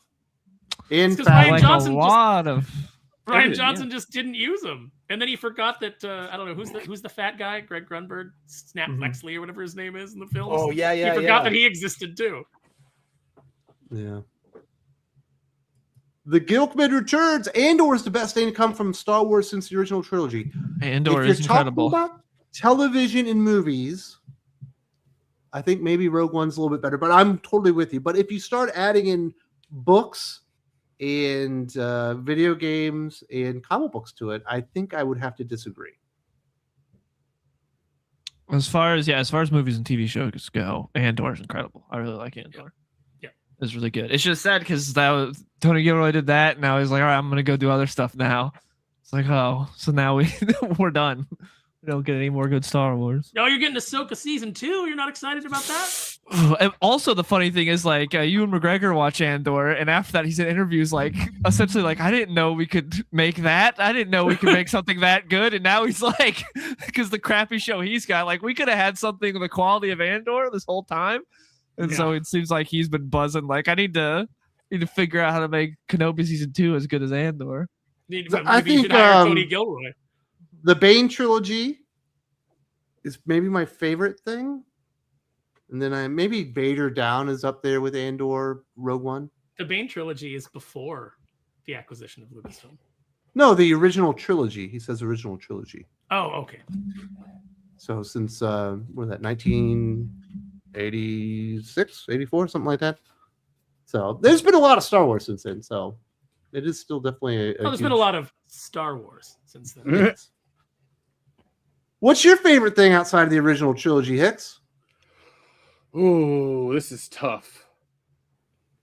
I don't dislike Revenge of the Sith at all. Like, I could watch it whenever. But to say my absolute favorite, because anything, or does it just have to be movie or TV? Video games, comics, books, movies. Video TV? game, Star Wars Rogue Squadron 2. That was my favorite thing since the original trilogy. That's the best Star Wars game. Or, if I can't pick it because it's too similar to the movies, Episode 1 Racer. Like, for as much as I don't like the prequel game's movies, so much fun. That game's awesome. I got it on everything they've released it on. I played on the Series X. I love that game. Yeah, it's Mario Kart. Yeah, but it's Star Wars. It's so much better. No, because you don't have all the power ups and specials and stuff, and it's like, it actually has a decently in-depth system of like upgrades and like going to Watto and everything. And the tracks are so much fun. That game's a ton of fun. Ice World. Is and that New the Prime. one? Is episode 1 Racer the one where it starts out like the loading screen is Watto in his shop, but he's doing it? Yes. That's the winning music. Yeah, it's it's so a new great. lap record every time. I love that so much. They Oh, see yeah, my someone just said in the chat. Yeah, it's so good. Yes. Oh man, That game is amazing. The one map with the upper and lower deck was so a pain in the ass. That was the hardest one for me. Trying to get. Oh man, Sounds like the Rainbow Bridge. it was so much fun. It's harder than Rainbow That was a Road in damn Mario good, Kart. good game. Yeah. So that's all your Played favorites? it with a joystick too. Pod No, Racer? no, my Republic Commando is my favorite thing from non-movies or TV. That was I so love, much fun, or too. since the The original books or trilogy, I the should say. video game? The game. The books are great too, game's but good. the game, I just That's started my playing for favorite. the first time. dude, it's so good. The books aren't really about Delta Squad; they're about Omega No. Squad. But But the work she does there with the Mandalorian lore is really cool. And then Filoni threw it all in the trash. Yeah. But because She does it some- wasn't his, and he wouldn't know Yeah. how to do something that in depth or that interesting. yeah, like the lore she does with the Mandalore is so cool there. Way better than what we currently have. But Gallup says, does Ryan Johnson have an imply laugh? And I think he said he likes it when people hate his stuff. He did say he liked it. He was Yeah, very and he proud of does- the fact that he everyone does, hated it. He does think he's I'm a charming little imp. Yeah. Yeah, he's got a laugh that makes you want to slap him, like just give him a hard backhand. His laugh is like the Tom Taylor photo with the hat. Oh my god, yes, where you're just like, oh, you immediately hate it. I don't know. I can't even look at Looper the same anymore. That was a good movie at one time. I haven't been able to watch the Knives Out movies, and people keep raving about those and be like, "You would love these movies," and I'm like, I want nothing to do with Mr. Ryan Johnson after that. the Thank first you. one's fine. The next two are bad. So if He you're can't gonna write. watch He them, can't write a mystery. Like it should just be like contrivance. The movie, you know, convenience and contrivance is how his mysteries are solved. Uden Morning Gang. Have you guys checked out the Beggar's Canyon short about Luke finding his kyber crystal? Very Indiana Jones-esque, better than anything Disney's put out. Ooh, and I thought that in the original Lucas canon that Luke like basically baked his kyber crystal synthetically for when he assembled his lightsaber in Obi-Wan's old hut. Was that it? Jeff, cooking remember? crystal can get you in some trouble. Oh, Yeah. Yeah. Oh my You know, your he's hut blows up and the Wow. fires are there. I never thought of that, Dylan. Kyber crystal, bitch. He was I high on haven't the seen Luke the, was high on the Force. I haven't seen the Beggar's Canyon short, but I would definitely check it out. Is it as good as Troops? Because that still remains one of the best Star Wars fan projects ever. Well, in the Robot Yeah, Chicken episode, right? There's a man, I can't remember what it was. There's a good Obi-Wan little short film on YouTube too that has the voice actor from Clone Wars playing an Imperial officer in it. That's pretty good. I can't remember what it was called. That's pretty good. Hicks, you haven't seen Beggar's Canyon? It just came out 5 days ago, it said. Oh, must be new. So You're, we it's go. on your list now, isn't it? I mean, it's on my screen right now, Yeah, actually. you watch So it. I'll watch it after I get off here. Is it? I think it's funny that the whole reason that Luke has a green lightsaber is because he initially had a blue lightsaber. And, Yeah. I and have then, seen clips of this. This is an AI movie. Yeah. Oh, okay. Yeah. I've seen this. Is it good? I mean, it looks cool. I haven't watched the whole thing, but I've seen it played on Facebook Reels. Very nice. What were you saying, Aaron, about the green and blue? I was saying he had a blue one originally in production, and then they changed it to green because it kept getting lost in the Tatooine sky, like during the Jabba the Hutt fight scene. Yeah. Yeah, I'm wondering, Now it's was, iconic. was that the Mhm. same reason why Anakin did not get a red lightsaber in Revenge of the Sith? Because of Mustafar was already all red in lava, that a red lightsaber would have got lost in it. Oh, that could be. I never thought about that. You but know? that might be right. He hadn't made his Sith lightsaber yet. He barely He had any hadn't time. He bled went right his- from murdering children at the fucking Right. temple. to- It doesn't take any time because we know from the Acolyte, all he had to do was just was bleed his bleed kyber the- crystal right there. Make it suffer. And that's Disney canon too. I mean that whole That thing. was so dumb. Before that, it was synthetic bloodshine of a Sith would basically make a synthetic kyber crystal, and therefore you had that bloodshine color. I love that description Matthew Stover used. What happened to all the Ilum crystals that were used to make lightsabers? Where They did all those were, they were put into the Death Star, right, to make the cannon. It was fed off of kyber crystal, right? In that first series of Andor, when they were in the prison, they were building components for the Death Star, right? That's what they had them all working on? Yeah. Yeah. Yeah, that was cool. Garfield's Bizarre Adventure. But if Snoke was a puppet of Palpatine, why was Palpatine aware of Rey being a Force dyad when Snoke already knew Rey was a Force dyad? You shouldn't be asking questions about Rise of Skywalker. You want a canon answer, or you want the real answer? Because the real answer is we didn't think of what a dyad. We didn't think of a dyad until the third film because we didn't know Palpatine was coming back, and we never explained what a dyad was. We just kind of said it and expected you all. There's to go no like, way they expected they're a Palpatine Force back, dyad. right? No, it's desperation. He just Somehow. threw that shit It's on the there. same Hail Mary as bringing Robert Downey Jr. and Chris Evans back for Avengers. It's like you guys couldn't do it without him, and because nobody cared about the new diversity heroes. By the way, do you think that the scene, since you think that Fantastic Four is the best movie you've ever seen in your entire That's life, not and you've even said that remotely on close. numerous occasions, the scene at the end when Franklin is touching Doom's face. Do you think that Doom has a legitimate face and he's making Franklin turn him into Tony Stark so he can go throughout the Marvel universe and play off of people's emotions for Tony Stark?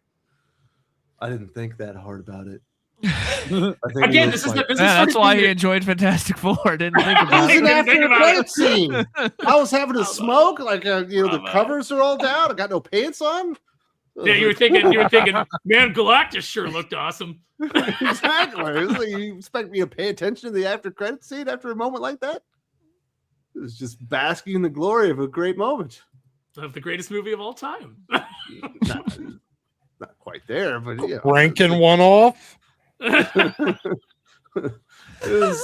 Fantastic Four is a serviceable film. Serviceable is not the greatest movie of the year. Or the best Exactly, because or even he's a good movie. misconstruing and my statements. He's lying. Is essentially what he's doing. I'm pretty sure If it weren't for the casting, it would be a far superior film to Superman. Casting is not the biggest issue with that movie. No. What is story? Yes, everything. Story's good. Story Sue and the writing of Galactus. Sue pushing Galactus for 5 miles into the That's teleporter. 2% of the story. That's the climax of the movie. Yeah. It's the power. It's And the also, power of Sue's retarded Superman speech. beat up a retarded version of himself in the climax of the Superman movie. Yeah, he has Superman's powers. That's pretty dangerous. He had R But strength. Sue- You're not supposed to do Sue that. gives a Superman wouldn't He do has that. retard strength. Sue's speech telling the people of this world, I don't want to kill my son because I like him because he's my son. And that's supposed to be some big emotional moment. Hey, I can't get behind Wait, Superman just what? beating the crap out of a retarded both version of himself. these What's up, both fool? of these movies have He's major controlled by Lex flaws. Luthor. Lex is That controlling doesn't make it better. that Like- Superman's every action. Tard If I Superman. find out that Sparrow's been pulling Sully's puppet strings, I'm not going to beat up Sully. Sully doesn't make it isn't a better. danger. If I So, need a retard was- version of myself, though, I'm kicking his ass. Was it a Bizarro? I think it's supposed to be Bizarro. Was it supposed to be Bizarro, or I When thought it was Aaron supposed to be Ultraman? When Aaron meets Jason Aaron, it's on site.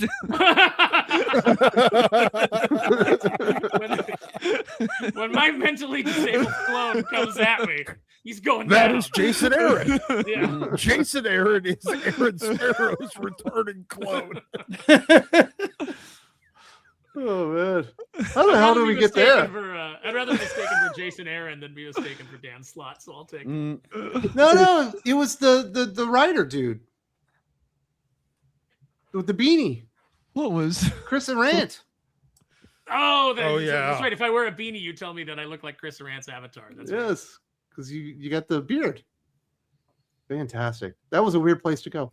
Callum says Darth Talon's hot. Yeah. She's Twi'lek. Don't worry, She's you're like gonna get her Dancing in Girls. you're gonna get her in the mall, the mall animated series, but she's gonna be all covered up like she's wrestling in Riyadh. And so, yeah. I might read that Darth Maul comic book, although it's a prequel to the animated series. I'm not sure. No, you're getting it. Yeah, I don't know. Why would you do that? I like Maul. I think that was a huge mistake on George Lucas and everyone's part to kill him off in the first film. We already argued about this for an hour. Yeah, I disagree. I think killing Maul's fine. I did too. I will put this out there for Hicks. But he should have stayed dead. Hicks, you should watch our 1 hour and 50-minute fixing the prequel trilogy video. I think you would enjoy it, and it would also frustrate you. Okay, I'll give it a watch. Send me the link. I will do. We had a good time on that one. And there we go. I guess that's going to be the show. It's time to get some comic book recommendations, maybe some shout out stuff like that. So Hicks, you are on World Class Bullshitters. You got any big streams or videos people need to know about right now? Folks, we dropped an Ollie's Toy video today, the first post-Christmas Ollie's Toy visit, and some big things have changed in the store. For good, for bad, find out in the video. But that video just dropped while we were on here. So now that the stream's over, wait till we all say goodbye, but check out the video. I think you guys are going to like it. Man's also, a natural salesman. Yeah. Also, too, in terms of books, I picked this one up on vacation. I went out of town. It's just a Marvel Masterworks Daredevil. It's Gene Colan and Stan Lee. So, you know, that's the only comic book I can say that I've read recently besides working on my own stuff. So it's not the original stuff where he's fighting the Matador and shit? Oh, let's see. No, this is issues 22 on. Oh, no. So he's fighting. He's already got the red Tri-Man. costume. Oh, yeah. It'll be issue 7, right? Wallywood. Yeah. Wallywood. Beautiful. Yeah, I love Wallywood's artwork. I should have. They didn't have that one, so I picked up the oldest one they had. Very, very cool. Well, happy or Merry Christmas. I hope you're having a wonderful New Year, brother. We missed you. Thank you. I am, and thanks for having me back on. It's always a pleasure to hang out with you guys. So where did you go? Did you go to Hawaii or something? Oh, no. I'm going to Florida next week. Or this week, technically. So I won't have a show. But I went to they were going to Kissimmee. My buddy just turned 40. But I went to Michigan for New Year's. I go there every year with my college friends. I go visit the Michigan. No, we're not that cool. No, I went to Michigan State, and my buddy still lives right down the street from the college. So I go visit him for a week and stay at his place and hang out with his family. And it's a blast. Play beer pong? We used to for years. I just don't drink much anymore. Man, I don't think anybody drinks anymore. But definitely be looking out for that fun show about Ollie's. Those we got Dylan. You got any big videos people should be on the lookout for, dude? No big videos. I might have a video later up today, but nothing out currently new. But I still have my best comics of the year video. If no one saw that, you should go check that out. But I'll hopefully have a new video up today. Working What's on it going to be on? That's a surprise. Whoa! It's like you can't even give like an idea. I love it. Huh? Definitely be on the lookout for that one. You got any books you want to recommend this week? DC kind of brought some heat. Yeah, the Batman #5. This is the best issue yet. I haven't been a big fan Agreed. of Fractions Batman, 100%. but this was a great issue. So it was a lot of fun. JSA #15 was pretty good. Adventures of Superman Book of L #5 was really good. And then Ultimate Wolverine #13, we talked about, is a filler issue, but it's just a fun issue of Wolverine fighting a bear. So if you want to see that, you get what you pay for with that one. Chris Connon was like, I don't know what to do with this. He's fighting a bear. Yeah. Was he a drunk bear? Was the bear sober? Don't worry, the bear is The very best drunk. is the smack talk. He's like, listen, bear, I'll cut your other arm off if you don't start attacking me. And then the bear would try to bite him and he'd cut his other arm off. It was strange. You didn't like the Arkham special? No, because it was okay, but him bringing his son to the most evil place in the world was so stupid. I couldn't get over that. It's like, why are you bringing your kid here? He's like, yes, here is where Satan lives, the most evil man ever. It's not his son. It was an orphan. Yeah, but he adopts him. That's his kid. He adopts him. So, and then he's got that guy there, Jack, that he's like, this is the most evil man ever. He's killed 92 nurses and a few doctors. I'm going to bring my son to see him every day. Why are you doing that? Why is Amadeus retarded? What is going that part? I couldn't get past that, so that's why it's not a recommend. It was That was so stupid. The art was really good though. I really liked the way he drew Jack in that. I thought that looked really good, but I couldn't get past that. Bringing your son to Arkham Asylum every day when you have that one guy that's killing everyone constantly. So stupid. For Amadeus, who's supposed to be a smart man. Well, he's also, he's a bleeding heart. Yeah, but why are you bringing your kid there? Don't bring your kid there. Simple. Maybe it's the dark side energy of that Yeah. universe or something. Exactly. Yeah. Makes Well, you very retarded. nice. Be on the lookout for that video, and there's some decent DC books. Sully, are you recommend anything this week? You got any videos people should be on the lookout for? I got 2 books on my pull list this week. I got Adventures of Superman, the Book of L by Philip Kennedy Johnson. This is his swan song on DC Comics before he becomes a Marvel exclusive. This is a really good story. I mean, I thought it was the best issue thus far. yeah, easily. me too. And one thing that really struck me was the lettering. I'm usually, I kind of have my gripes with digital lettering sometimes because I just prefer the hand, drawn kind of thing to it, but the lettering in this was impressive and it's so skillfully done. And it's something to see. So check out Adventures of Superman, Book of L, issue 5. And then from Mark Miller, I got Nemesis Forever, issue 5, the finale.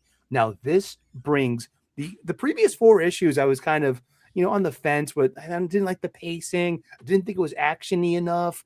There's not enough bloodshed. The previous He kills an entire city. True.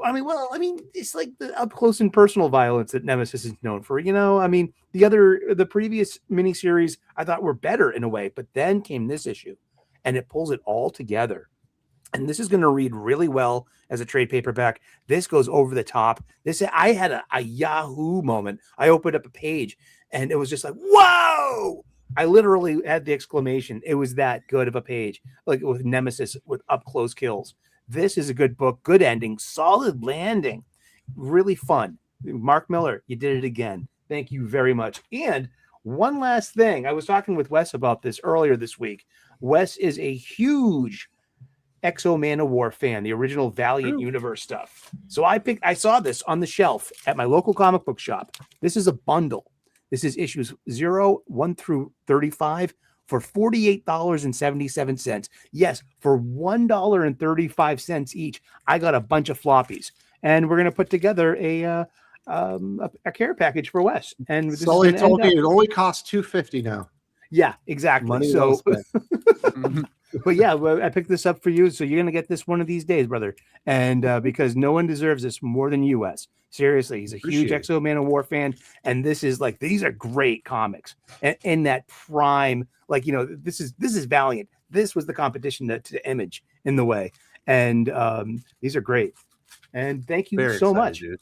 Yeah, and for having me on again, and everyone out in the chat. Thank you so very much. This is always the best place to hang out on a Saturday morning, hanging out with the aficionados, talking funny books. God bless. And all the people in the chat that think we're being mean to Sully, we love Sully. We're just teasing like you. No, it's part of the game. It really is. I mean, if we got a bunch of heels here, and I'm the baby face, and I'm happy with that. Being mean to Sully. Someone in the chat today told me that I looked like a younger version of Clark Kent's dad in James Gunn's Superman by James Gunn. Come on, you got to be able to take. You got to be able to take the bust under the balls stuff. there. Yeah, cross-eyed guy. Yeah, the guy said I was filleting things. I was not accused of. I wear an adamantium cup. I'm fine. Thanks. Sparrow, you got anything to remind the peoples about or recommendations? Yeah, Sully already hit on Nemesis, so I will just also give that a recommend. I'm going to recommend Conan: Scourge of the Serpent because I always have to recommend Conan. Jim Zub is just doing such a good job on those books.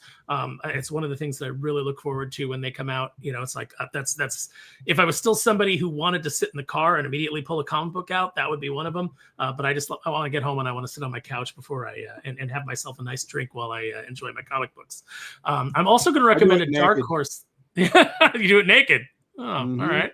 When we get the Conan out, it's gonna be a good one. Do you put down a towel, or do you just go on natural on the couch cushions? Is it a leather couch? Anyway, I don't want to. How's the moment feel? I'm also going to recommend a Dark Horse this week. There's a comic book out called Detective Pickle PI. It is $8, which is prohibitive, but it is one of those titles. Like when I saw it, I was like, "What in the world is this?" I like stuff that's weird. It's definitely a weird book. It's a fun book. It's got some some art that I enjoyed. So I'm going to recommend that if you are so inclined to just kind of like step out of your comfort zone and read something that's a little bit of a bizarre concept, check that out. And then finally, I'm going to recommend Batman Blind Justice, which I got for Christmas. This was a gift from Sully that he sent to me. And this is by Sam Hamm with some gorgeous art by Dennis Cowan. And I had a good time reading this. So Sully, thank you so much. Batman's blind and he's got a stick. And when he opens it up, it's actually a sword. Yes. And he fights Shokasuji at the end. Yes. Very good, Sparrow. You going to be on World Class Bullshitters on Tuesday? Yeah, if any time that Jeff does a show. Now I did miss a couple during the holidays because of scheduling, but anytime Jeff's doing a show on Tuesday, I want to be there if I can. So yeah, Jeff's doing it, I'll be there. I also might be on PWT Pro Wrestling Time soon with Phil Marks. We've been having some conversations, and he said, come on, let's do it. And I was like, all right, I'll come on and rag on Tony Khan with you. Let's do it. Yeah. I got to say, the one I met Tony Khan, he was super nice. Super nice guy, but he should not be PRing his own stuff. Like there was a whole thing where he was like bragging about how they got Sports Illustrated awards as if that's anything to be like talking about. It's like, it's obviously as a corporate synergy thing and not an actual award. But then he goes on to talk about, and on Dynamite this week, we just saw that, Jet Speed's got a bounty on him and blah, blah, blah. And he is like the worst hype man of all time. Like I could not be less interested as somebody who knows who these people are. So if you're just trying to get people in who don't know who they are, you are capturing nobody. He's so off-putting as a PR person. All right, Doc, you got any books to recommend? Well, I am going to recommend that everybody go and check out our review of X-Men 23 when that comes out. Yep, on Tuesday. Surprisingly, not a terrible comic, but Tony Daniel art. Go check it out. But in the interim, I will recommend Wolverine 42. This is the second print. You can tell by the gold background. They did this in the early 90s, occasionally for second printings. So gold. This is, it's Wolverine, Cable, Sabretooth, Jubilee, Nick Fury, everybody and their fucking mother running around doing crazy superhero shit in the sewers, and then with a helicopter, and it's great.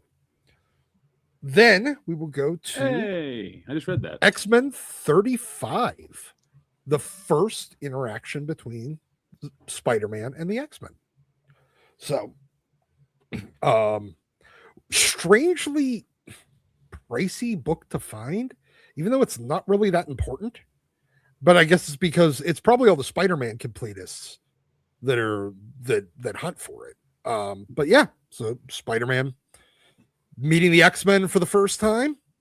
It's a clean copy. Will go with. I know it really is. It was a really nice looking copy that I had come across. And, needs more Moose Knuckle. I know. It always needs more Moose Knuckle.